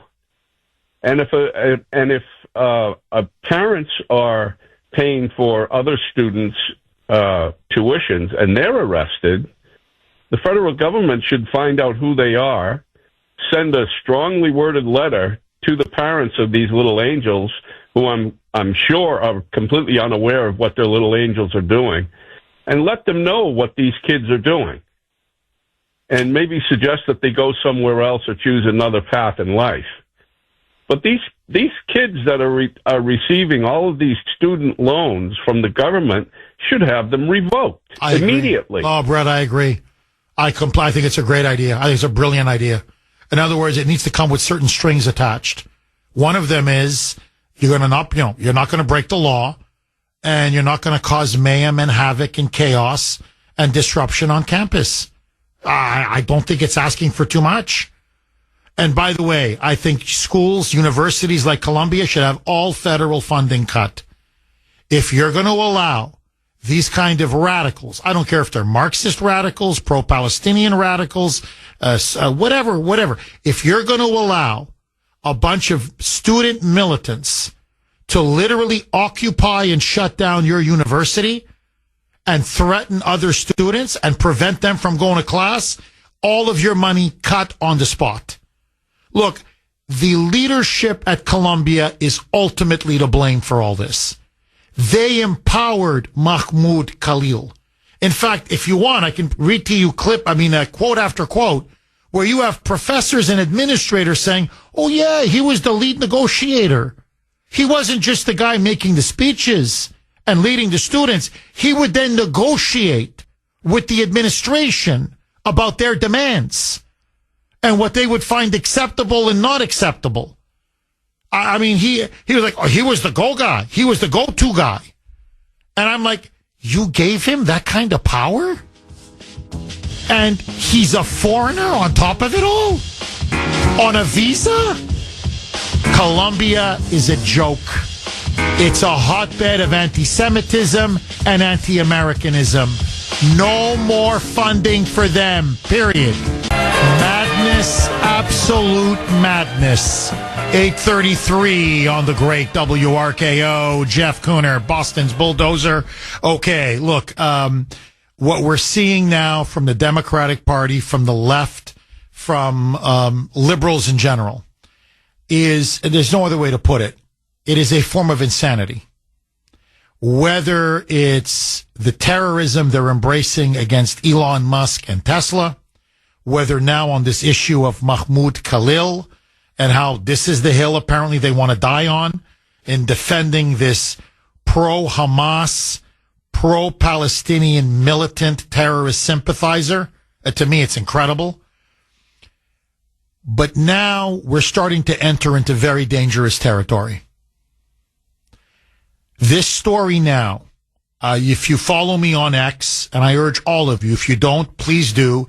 You can follow me. My handle on X is at the Kuhner Report. All one word, at the Kuhner Report, Kuhn as in national ER.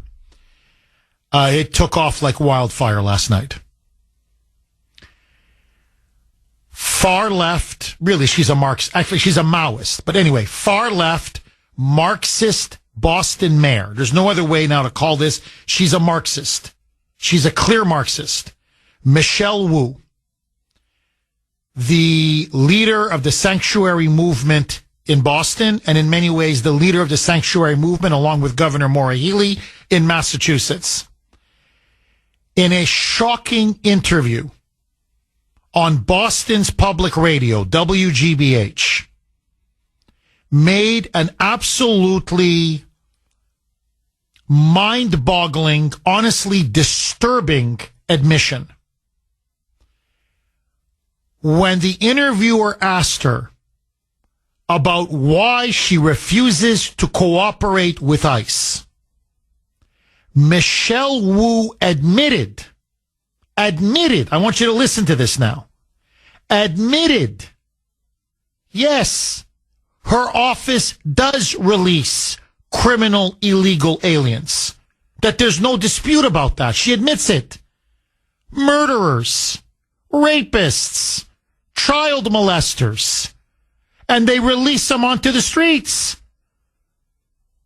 And she says the reason why we do that is because ICE agents do not present us with an immediate criminal warrant.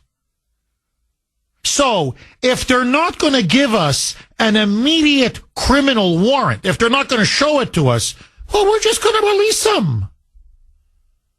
And then she went on to say, you see, and then they claim, oh, this person's a murderer, this person's a rapist, this person's a molester. Well, get the warrant. Get the warrant. And they'll have to end up getting the warrant a couple days later, and then they track them down on the street, if they do track them down, and then they arrest them. I want you to listen to this shocking admission. I heard it. I reheard it. I heard it a third time. I read the transcript. I read stories on it. I'm like literally slapping myself in the face. Here is Michelle Wu. And again, I want you to listen to this. No, I don't care. Murderers, rapists, child molesters, convicted, by the way, convicted. Nah, we're not going to hold them. No, 24 hours tops, if that. You don't give me an immediate warrant. We just let them on the streets. and then let ICE deal with them. Roll cut 14. Mike. Any agency that gets a judicial warrant, a criminal warrant signed by a judge that has verified probable cause and has gone through that process in the legal system, the Boston police must enforce that. And we do every day, whether that's a warrant that comes from out of state for someone who might be wanted for a serious crime elsewhere, or even outside the country. There have been examples where Boston police have collaborated in that way to bring justice to a particular family abroad. ICE is choosing not to go and get these criminal warrants. And what they'll say is, oh, so-and-so was extremely dangerous and a threat to the community, and yet they're not taking the action that reflects what they should be doing if they believe that to be true. They're waiting until afterwards and then saying, we had to arrest this person separately because, and usually it's not Boston police, because frankly the police department isn't holding people in custody for very long in most cases. I'm choosing my words now. I'm choosing my words now very carefully. If I could swear, I would. I'm telling you this right now. I was beyond upset. My top blew last night. This woman is effing, and you know what I want to say? This woman is effing crazy. She's insane. No. I'm not saying this as a kind of a phrase, as in, she's a little out there. She's a bit radical. She's, whatever, politically a bit of an extremist. No. She seriously got a problem in her head. This is scary. This woman is a psychopath. This woman is nuts. This woman, I'm telling you, she's not playing with a full deck. She's openly bragging and doesn't clearly understand. I'm telling you, I don't know if this woman has a serious mental problem. I don't know if she's lost her marbles. She's going on in the most cavalier, casual way imaginable. We don't hold these murderers. We don't hold these rapists. We don't hold these child molesters. Remember, she released 9 of them. 9 convicted child rapists. No, we don't keep them in custody. We just let them out.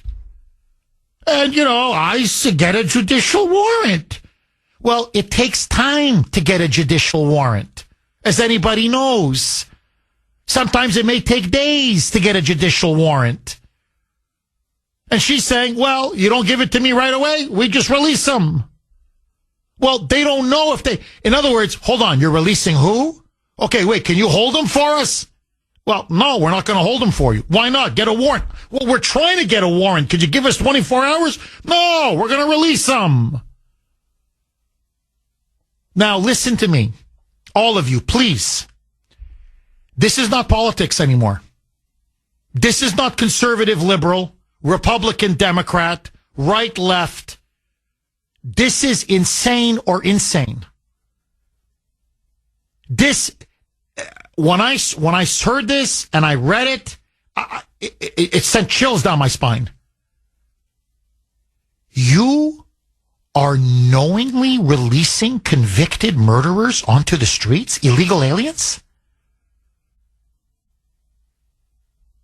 Gangbangers? Child predators? Child rapists? Men who've raped women? You're just letting them out? And you're like, get a warrant. What? Seriously? What? It's time to recall her. It is now time to recall. This woman is beyond a disgrace. I'm telling, what is she now? By the way, where are the ashes? Was she wearing the ashes on Tuesday when she did this hit? When she did this interview? Forget the patron, Saint Michelle, the patron saint now of illegals. She's the patron saint of murderers, rapists, and child molesters. This woman is seriously sick in the head. Sick. Boston, we need to recall her, and I mean yesterday. The great WRKO, Jeff Kuhner, Boston's bulldozer. 617-266-6868 is the number. Okay, lines are loaded. I want to go back to the phone lines. Just let me, quick exclamation point. When you knowingly, and that's what Michelle Wu has now admitted to, knowingly release onto the streets murderers, rapists, gangbangers, child molesters, child rapists, you are seriously sick in the head. This is not political. This should not be political. There is something seriously wrong with you. Now, what do we do about this? I don't know. I think Tom Homan has to move, maybe arrest her. He should arrest her, but I don't know what they're waiting for. At a minimum, the citizens have to start taking matters into their own hands. We need to demand a recall, and a recall immediately. And that she can't see, that she's so morally blind, that she can't see how utterly reckless, how irresponsible, how cruel, how negligent. I mean, she's like a sociopath. I mean, I just want you to think about this. We've got a known murderer. Well, release him. Well, ICE just said they heard about it. They want him. Well, do they have a warrant? Well, they need a couple days to get a warrant. Well, just release him. They'll get him on the streets. Okay, just release him. There's the elevator does not go to the top. I mean, really, whoa. She's a communist. She's a Marxist. She's a Maoist. And I'm telling you, this woman is stone cold evil. And I mean evil. 617-266-6868 is the number. Now, as referring to Mahmud Khalil, again, speaking of irresponsible, speaking of evil, speaking of putting the interests of terrorists and pro-terrorists ahead of American citizens, it's no surprise. Elon, some people did something. Omar. Okay, another one we shouldn't have allowed into our country. Okay, but let that go. Congresswoman Ilhan Omar. Apparently now her daughter. Not only is Ilhan Omar taking up the cause of Mahmud Khalil, but apparently her daughter is as well, and she's now going to be holding a huge fundraiser for Mahmud Khalil. So don't worry, he's going to be a very wealthy man, even if they deport him. So now they're raising money for this guy. And to show you how bad things have gotten at Colombia, here is a story the media refuses to report on. You want to see the kind of terror, the kind of chaos, the kind of havoc that has been unleashed at Columbia University over the last couple of years? Now remember, this is an Ivy League school. The student body now at Columbia is majority foreign student. American students are no longer the majority of students at Columbia. That's how much enrollment has collapsed. That's how far enrollment has fallen among American-born or American students. And when you ask them why, they said, well, we're paying $70,000 a year in tuition, plus all the other expenses, and yet we're harassed in the classroom. We're constantly being indoctrinated in the glories of Intifada and Palestinian terrorism and Palestinian violence. Anti-Semitism is running wild. We're being denied the ability to go to class. The campus environment is no longer safe. We don't feel safe. We don't feel secure. We don't feel comfortable. The campus has been hijacked by pro-Hamas left-wing lunatics. And they're saying you can't even get a decent quality education anymore because they literally will come into class and, wearing the kafiyas And then they'll read statements, and the students have to sit and watch. The only thing missing is they come in with the kafia and the Kalashnikov, like Hamas. So if Jew, where's a Jew? I say Jew, shoot the Jew, shoot the Jew, go shoot the Jew. That's, I'm telling you, that's the only thing missing. So they come in with their kafias, their shawls, their scarves, cover their faces, and then read statements about how America is this racist, imperialist country backing a Zionist apartheid regime, a fascist regime in Israel that has no right to exist and is oppressing the Palestinians.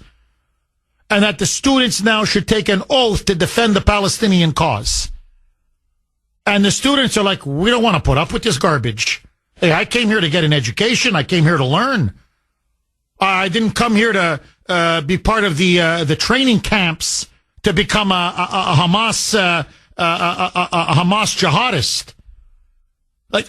Seriously, couple more years of this, and they're going to be giving courses on how to be a suicide bomber. How to put sticks of dynamite around your chest. This is how you blow up a bus full of Israeli women and children. No. This is how you behead them. When you do hostage video, you go left to right. Not right to left, left to right.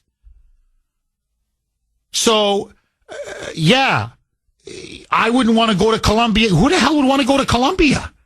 I swear to God, I wouldn't go for free. They said, no, it's free. It's all free. It's okay. I don't need this. Never mind 70 grand. So this is why. You want to know why? Well, Jeff, why is Colombia's administration and leadership, why are they so soft on Mahmud Khalil? Why are they so soft on these rabid pro-Palestinian, pro-Hamas protesters? It's obvious. Most of their student body now is foreign. I bet you most of it is from the Middle East. So they're like, whoa, we got to be careful. We got to be careful. Anti-Semitism is now one of the reasons why some of these students or their parents are sending their kids to Colombia. It's a mess. It's a mess. And it's bad at Harvard. It's bad at MIT here in Massachusetts. But it's bad across the entire Ivy League and at big schools like Berkeley and other places like Ohio State University and Wisconsin as well. Some of the big state schools are almost as bad as Columbia. Now, either we get a handle on this, or I'm telling you, our universities are going to become hotbeds of terrorism, anti-Americanism, Jew hatred, and pro-Islamist terror and pro-Islamist jihadism. Is this what we need? So it's bad enough our kids are being indoctrinated into Marxism and communism, but now we want to indoctrinate them into what? Islamic terrorism and the glories of Sharia law? Ay, ay, ay. Ay, ay, ay. Today, it's the kafia. Tomorrow, it's the burqa. Mark my words. John in Dunstable. Thanks for holding, John, and welcome. Taking my call. Hi, John. Jeff, I was wondering if you could do me a favor. Is there any way you can send a message to John, can you hold on a second? See what I'm talking about, Mike and Sandy? I mean, there's something. This is not normal. And it's been getting worse and worse. And I think we know who the culprit is. All right, let's try to go back with John. John, sorry about that. Your voice just morphed into, C-3PO on Star Wars. John, let's see if we can reconnect. John? Are you there, Jeff? No, hold on, John. We're still... Anyway, I got to be careful what I say here. Let's try one more time. John Dunstable, do we have contact with John? Hello? Yes, John, go ahead. You're clear as you're clear as a whistle now. Go ahead. Oh, thanks, Jeff. Hey, Jeff, I was wondering if you could do me a favor and send Wu a message that rail ashes, they don't come off the side of the road. They're blessed and put on by a priest. And I must have flipped one of my cigar ashes, and she grabbed them because that looked like an awful lot of ash with a perfect cross on it. Never seen it before, Jeff, but, you know, hey, what are you going to do? No, you're right, John. It was a big cross. It was huge. It was right across her forehead, and it was perfectly done, too. So whoever the makeup artist was, good job. But anyway, I digress. Go ahead, John. But they were fake, Jeff, just like she is. Mm-hmm. But anyways, getting back to your point of the topic today on the communist that was at the schools and all the white trash communists that are with them. You can't make death threats in our country, Jeff. It's absolutely arrestable. And it's against the law. Now, I wanted to bring up, Jeff, if my memory serves me correctly, when we had the January 6th, as they say, insurrection, didn't they just the FBI get cell phone bings off the tower and just go and start arresting people? No, I don't remember anybody on their side ever saying anything about it. And you're supposed to be bailed out within 48 hours. They never even got bail. And if I remember, Jeff, didn't the Proud Boy leader, who wasn't even there? Now listen, he wasn't even there, and I think he got 20 years until President Trump came in. Now, no, you're completely right. No, John, he was far away. He was hundreds and hundreds and hundreds of miles away, and they still arrested him. And you're completely right. Many of these J6ers were no due process. They didn't get a lawyer. Some of them weren't even charged. And they just had him sit in that gulag for months and months, some of them for years. And frankly, the most disgusting, filthy conditions imaginable in solitary confinement. And the left had no problem. In fact, they cheered it on. They said they had it coming. But this, this pro-jihadist, this Hamas lover, this Jew hater, hey, ACLU, fundraisers, Democrats now saying they're going to shut down Congress if need be. They're going to go after Rubio. They're going to go after Trump. It's going to be lawsuit after lawsuit. They're going to take it to the streets. Schumer himself says he's going to be leading some of the protests. So, you see, if you're an anti-American terrorist or pro-terrorist, to be more accurate, okay, if you're a radical anti-American, anti-Israel activist and jihadist, the Democratic Party has your back all the way, baby. All the way. If you're an American, not so much. John, let me ask you, do you think the American people are as disgusted by this as you and I are? I think, Jeff, that 75% of the Americans are disgusted by this, but you're still going to, like that woman that called from Cambridge, I know she's called you before, she's disgusted about this, but she didn't vote for Trump. She voted for the person that's behind it all, the Biden and the Democrat Party. Do you remember her saying that, Jeff, this morning? Well, I don't know if she voted for Kamala. She just said she didn't vote for Trump. So yeah, so that says it all, Jeff. There was no one else to vote for. Yeah, or maybe she didn't vote. You know what I'm saying, John? Or maybe she voted for some third-party candidate. I mean, I don't know. But look, John, I agree with you. We have to wake up. I mean, it's a fight to the death now. And really now it's come down to this. Either you're for America or against America. That's the divide. It's no longer the Republican Party versus the Democrat Party. It really is are you pro-America or are you anti-America? That's the fundamental division now in American politics. And the Democrats now have told us very clearly whose side they're on. John, thank you very much for that call. 617-266-6868. Alex in Burlington. Thanks for holding, Alex, and welcome. I have a couple questions, if you don't mind, off topic. Yes, go ahead, Alex. Okay. Well, first of all, what are the Republicans doing about voting rights as far as legislation to do away with the boxes and all that stuff they did to steal the elections? Well, they're trying to pass a bill, but the problem now is we have a looming government shutdown, and the Democrats are behind it, clearly. I mean, I don't want to, we'll talk about it on tomorrow's show, but it looks 99% right now. We're going to have a shutdown Saturday morning, late Friday, midnight, early Saturday morning, and the Democrats are going to vote for the shutdown. So they're trying to paralyze Trump by shutting down the government, throwing the government into chaos, and hoping then that that's going to tank Trump's poll numbers. So the Republicans now are just trying to get the government funded. They then want to pass Trump's huge tax cut bill, and that bill that he wants to for tax cuts and for deportations, and so for a lot of Trump's agenda. Then they said they were going to work on a national election integrity law. So hopefully we'll get something by the spring or by the summer. But no, Alex, they're slow. Republicans in Congress are slow. John Thune is slow. Mike Johnson is slow. And things are moving at a very, very slow pace. And the Democrats are now hoping that if they can force a government shutdown, they can just literally tie up Trump and tie up the Republicans and block everything by throwing the whole country into chaos.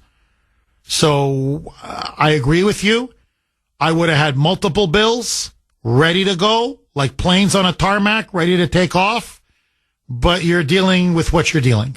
I mean, that's the Republicans, that's Thune, and that's Mike Johnson.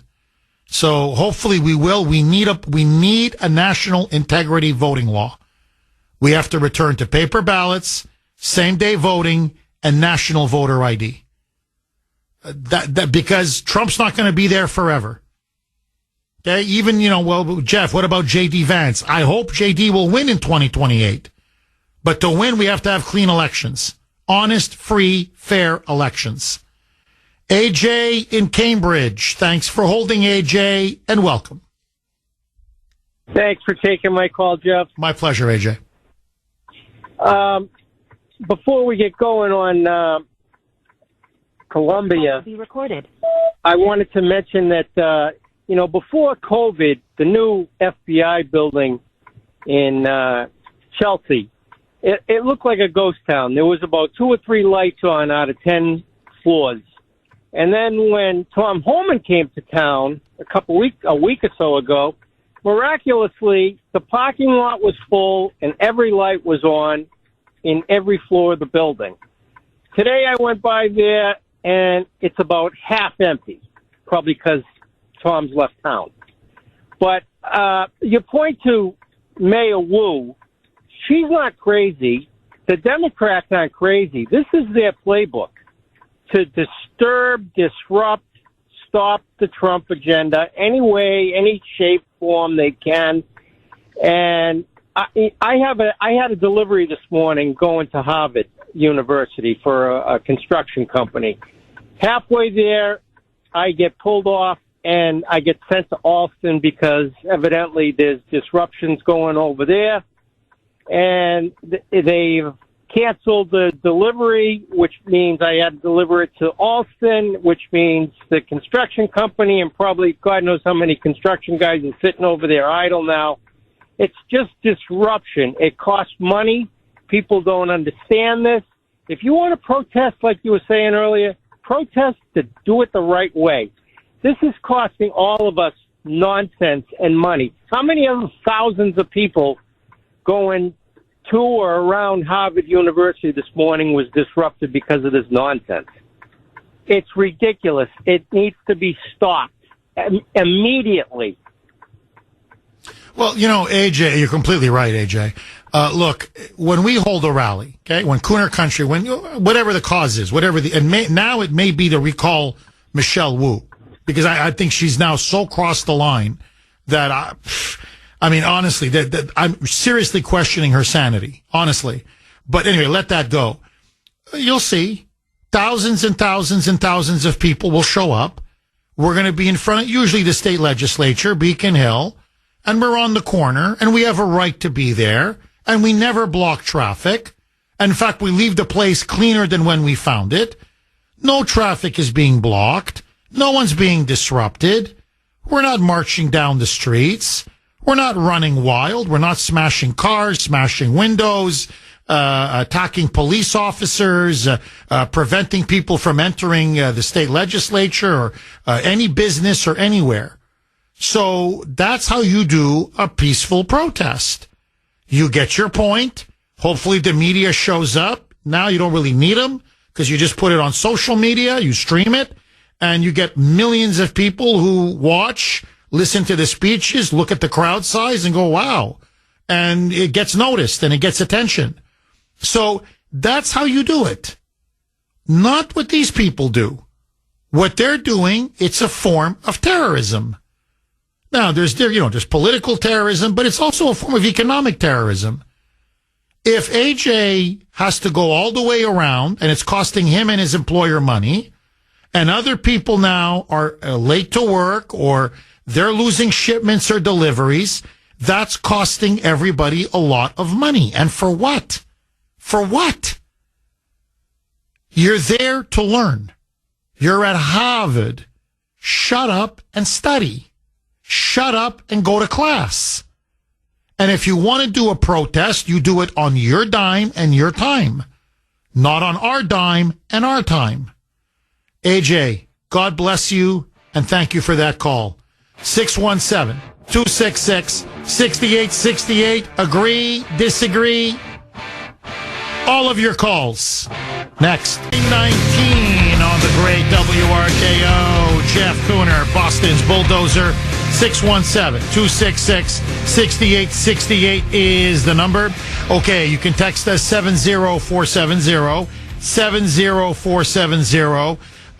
This is from 781. Jeff, when these radicals hold their protests and block traffic, all it does is piss people off, and they are not winning over anyone's hearts or minds.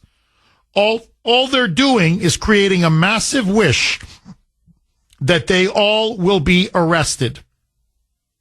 Nobody gives a darn about their protest when they're stuck in traffic trying to get to work. Bingo. This is from 617. Jeff, you are correct. This is not protest. This is terrorism and bullying. They don't use the power of persuasion. They use the persuasion of power. And this is one more.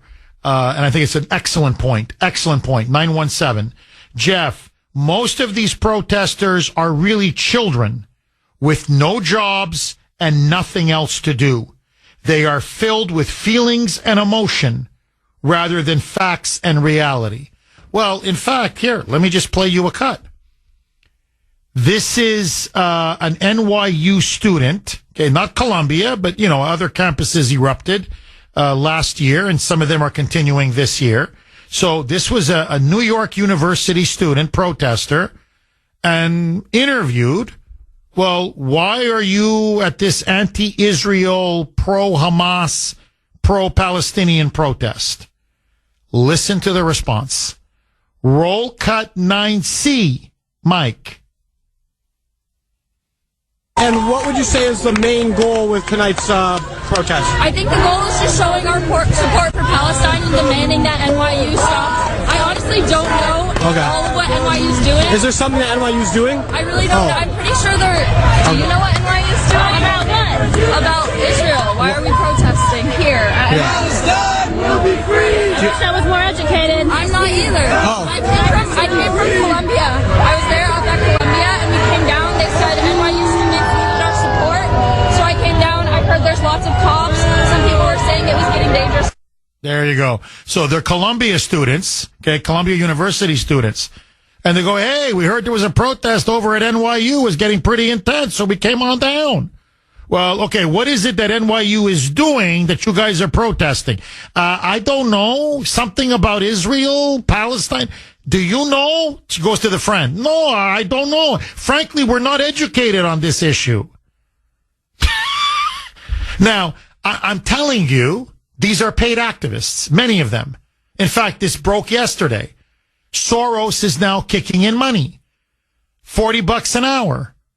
If you're willing to be a Columbia University protester or on other campuses, it's $40. $40 an hour.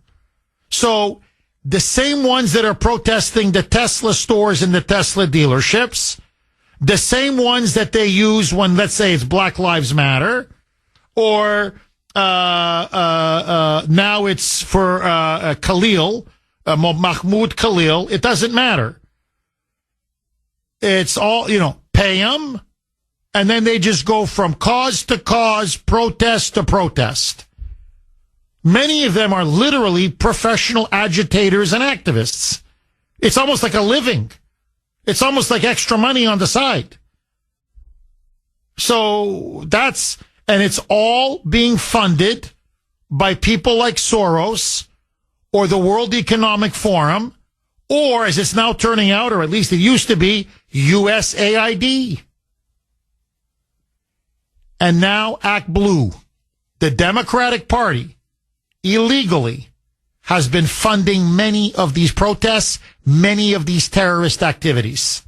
617-266-6868 in Manhattan yesterday. Okay, big story up in New York.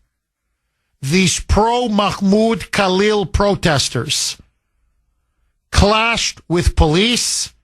Massive, I'm talking huge protests. Police officers were sent to the hospital. Many of them were assaulted. Some of these protesters were arrested. Bedlam, mayhem on the streets of New York. It's not just at the campus anymore. It's literally now downtown New York, and they vow it's going to get even worse and even more violent unless Khalil is freed. Diane in Lynn. Thanks for holding, Diane, and welcome. I think what we need is something that combines uniting conservatives a little bit and waking up Republicans a lot. And what we need is when there's a gathering of conservatives somewhere, we should have a chant, not a slogan, but a chant, just a few words like convict the swamp, not arrest the swamp, convict the swamp. And if we got used to saying H here, not necessarily that one or something like that, I think it would help remind the people in charge, hey, stop playing around. Get going. We know there will be consequences. You know they're not going to, the libs aren't going to like it, but we got to do something. It's time to take an action. Well, I agree, Diane. And look, I think this is why I'm kind of pushing Pam Bondi as an example, and Kash Patel and others. I think we got to start saying now, it's not enough to investigate. It's not enough to fire people. We want people arrested. And I think that's the question we should, well, who have you put in handcuffs? No, I'm sorry. Who have you arrested? Who's gone to jail over this? Who's been imprisoned over all of this criminal, illegal, corrupt activity? And we've got to keep pushing them. From Trump to J.D. Vance to Pam Bondi to Kash Patel to Tom Homan to Kristi Noem. It doesn't matter. It's time to start locking people up. Because if we don't, I'm telling you, it's all going to be for nothing. The very same people we defeated in November 2024 will be back. And I don't think we can survive it one more time. We cannot survive this again. So I'm with you, Diane. We've got to start changing our language. When we start protesting, it's got to be arrest them and imprison them. Lock them up. Everything else is just talk. 617-266-6868 is the number. Okay, two very, very quick points, and I want to go right back to the jammed phone lines. Number one, to me, it's very obvious. You want to stop a lot of this, it goes right back to Diane's point and Lynn. Start arresting people. And I don't mean, Biden officials or corrupt politicians. I mean, yes, of course, arrest them. But even, let's say, take these radical student activists. Most of them are over 18. Many of them, in fact, are in their 20s.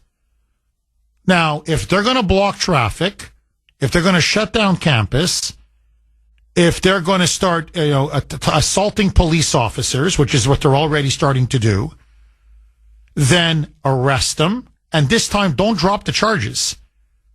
And you tell them, you got a criminal record now. You know that. You may go to jail for about a year, 18 months. They're like, what? Yeah, no, you're going to do time. And not only are you going to do time, you're not going to have a permanent record, a criminal record. Good luck getting a job. Yeah. So your Ivy League education is not going to count for much. So, and then if you start doing that, believe me, the numbers are going to dry up and dry up fast. Now, second point, and this story is breaking, so I want to be very careful. I'm just going to go as far as the evidence so far has been reported. I'm not going to go any further. According now to the Charleston, South Carolina police, the sister of Supreme Court Justice Amy Coney Barrett, her family, has received a credible death threat from a Palestinian activist. I don't know if this is a pro-Mahmud Khalil supporter. I don't know.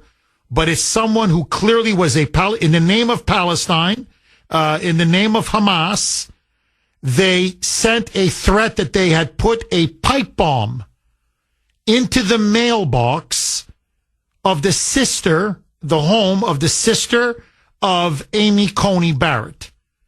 And they also sent a letter to the Charleston, South Carolina police saying this had everything to do with intimidating Amy Coney Barrett on the issue of Israel, Palestine, and should this issue of Mahmoud Khalil go all the way to the Supreme Court. In other words, we know where your sister lives, and we're going to kill her.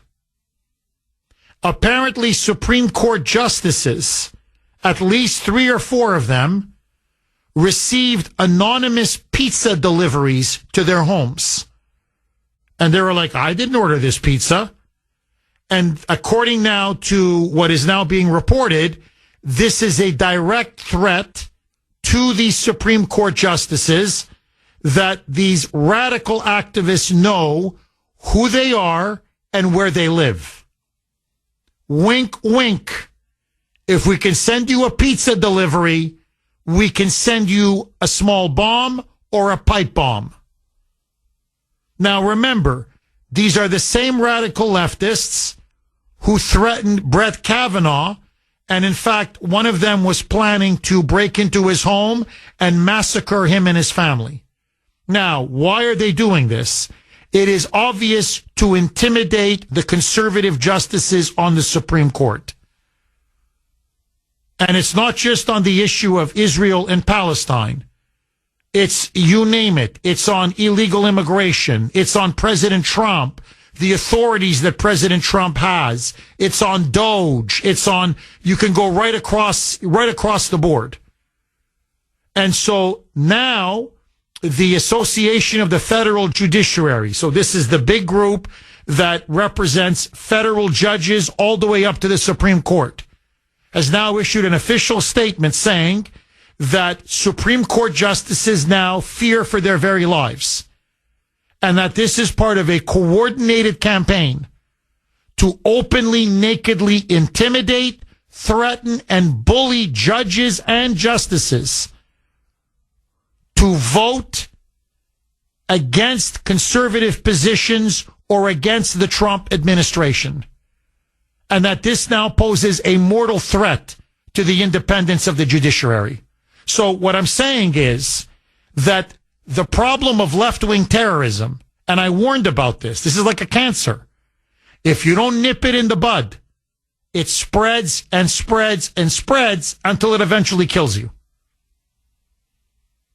So if they're threatening to murder Elon, if they're threatening and attacking and mobbing and destroying his Tesla dealerships, or lighting Teslas on fire, or, if they're committing domestic terrorism, or they're now taking to the streets in defense of this pro-terrorist, Mahmud Khalil, with the full backing of the Democratic Party and the media, and ramping up these student protests on campuses all over the country. And now they're threatening pipe bombs to the family members of Supreme Court justices and giving them anonymous pizza deliveries and letting them know, we know where you live and you better be careful because we're going to kill you and your family. It's going to work. I mean, they're human. Everybody's human. Amy Coney Barrett is human. Sam Alito is human. Roberts is human. Clarence Thomas is human. Neil Gorsuch and Kavanaugh are human. They love their spouses. They love their children. They love their family. They love their brothers and sisters. Of course, it's going to have an impact on you. So when you're making a decision, you're like, ooh, what's going to be the reaction? Do I really need this? You know what? Maybe let me vote with the liberals on this one. Where's Pam Bondi? Where's Kash Patel? Where's Tom Homan? Where's Kristi Noem? Where are these people? We need the DOJ and we need the FBI now. Guy in Haverhill. Thanks for holding, Guy, and welcome. How you doing, Jeff? First time caller. Listen, I have a couple of points, and you can let me know what you think. First of all, with the aliens, my father come here in 1960 from Italy, okay? Had to have a sponsor to get into this country. My mother went out there and married him. He couldn't get here for 6 months. He come to the country. He got off at Logan Airport, and the first thing he got that week he was here was a piece of paper. Had to go see the federal government to sign a piece of paper stating he would not accept any help for a minimum of 5 years for him or his family. Now, all of a sudden, things have changed. First point. Second point, with this guy Chris you had on earlier about Khalil. Out of the country, my man. We're the greatest country in the world. The Biden administration has disgraced this country, made a mockery of us, as far as I'm concerned. Now, the point with these protesters, Kent State University, protesting the Vietnam War, 4 students killed. I'm an older man. I'm not as young as these people out there that are protesting, don't even know what they're protesting, okay? They got killed. Why is the government and the law putting up with this crap? I don't understand it. Where are we going? Last point. Well, 2 last points. Who do you want running your government? Somebody that is a millionaire that doesn't need to take anything from the government, or the ones that go in broke and come out multi-millionaires? And I'm going to tell you what the pressure is. These people are on the beaches with multi-million-dollar homes. They're getting their envelopes at the bar at lunch. All of a sudden, you're getting cut off. Now you're scratching your head, and you're saying, how am I going to make my payments? This is my personal view, Jeff. I'm an American 100%. I've actually left messages with Musk on I lay down my life for him and the president. And I told my son, who's 42, for my grandson's sake, that are very young, it's not about money, this election. It's about freedom, our rights. And what I don't understand is we have so much power in the world that the other countries are going along with the Democrats' crap, okay, with DEI and transgenderism. It's a joke. It's a complete joke. They're not doing nothing for us. Guy, bang, bang, bang, bang. I agree with you on every single point. And look, it's time now. Trump ran on law and order. And, of course, I love the guy. It's time now to impose law and order. It's time to clean house. And I don't just mean the swamp. These student protesters, every single one of them. Mahmud Khalil, bye-bye. Put him on a plane yesterday. Bye. 9:49 on the great WRKO. Jeff Kuhner, Boston's bulldozer. Lori in Wakefield. Thanks for holding, Lori, and welcome. Morning, Jeff. Hi, Lori. Hi. So I wanted to, it's 3 words, New World Order. That's what's going on. And it's been happening for a long time. These people the liberals have lost their control. They've lost their power. They've lost everything. And they will do anything they can to get that back. So Trump is in office. Trump is going to kick butt. He's doing great right now. But the problem is with all these cities and states, everybody, they need to have the control back. And the only way they can do that is by arresting these people automatically with these protests. You cannot allow people to be doing that. They have to follow the law. There's got to be law and order everywhere. And until that doesn't happen, these people are going to feed off this power and destroy. They want to destroy within. They don't care if people are being raped. They don't care about people being killed or coming over the border, the migrants. They don't care about any of that. That's what they want. They want to destroy this country within this. They hate the American people. They hate America, and they are following a new world order to destroy it within. They don't care about anything, and they have nothing to lose. Lori, let me ask you this, and if I'm getting too personal, please tell me. But I'm asking now almost not for a political opinion, but almost a personal opinion. Take Michelle Wu. I talked about it earlier, and you mentioned how they're letting murderers and rapists and child molesters, and they're just letting anybody in and letting them onto the streets. What would make someone like her even admit, yeah, I'm letting them out? Yeah, no, I know. This person's an MS-13 gangbanger. I know these people are murderers. I know children are being, raped. I know women are being molested, sexually assaulted, and I don't care. If I don't see a judicial warrant ASAP, I'm going to let them out on the street and let ICE deal with it. What makes a person like that tick? That you knowingly allow the most vile, violent, barbaric individuals. You know they're going to murder again. You know they're going to rape children again. You know they're going to rape women again. Does she have no conscience? Seriously. Is she like a sociopath? Is she mentally ill? How could we have someone like her as a mayor? But what kind of a person would do this and then admit it? And admit it so casually and nonchalantly, as if she was just saying, hey, the sky is blue. What makes a person like that tick, Lori? I think they're being paid very well, and I think they follow agenda, and they're just not going to quit. It's all the same. They're all the same people in office, as you can tell by the coldness and the neglect of how they feel about human life. They don't care. And they stick to the program, to the way they're being brainwashed and told what to say. Because if they don't follow, they're out. So and that's what would you say someone like Michelle Wu is a sociopath, literally a sociopath?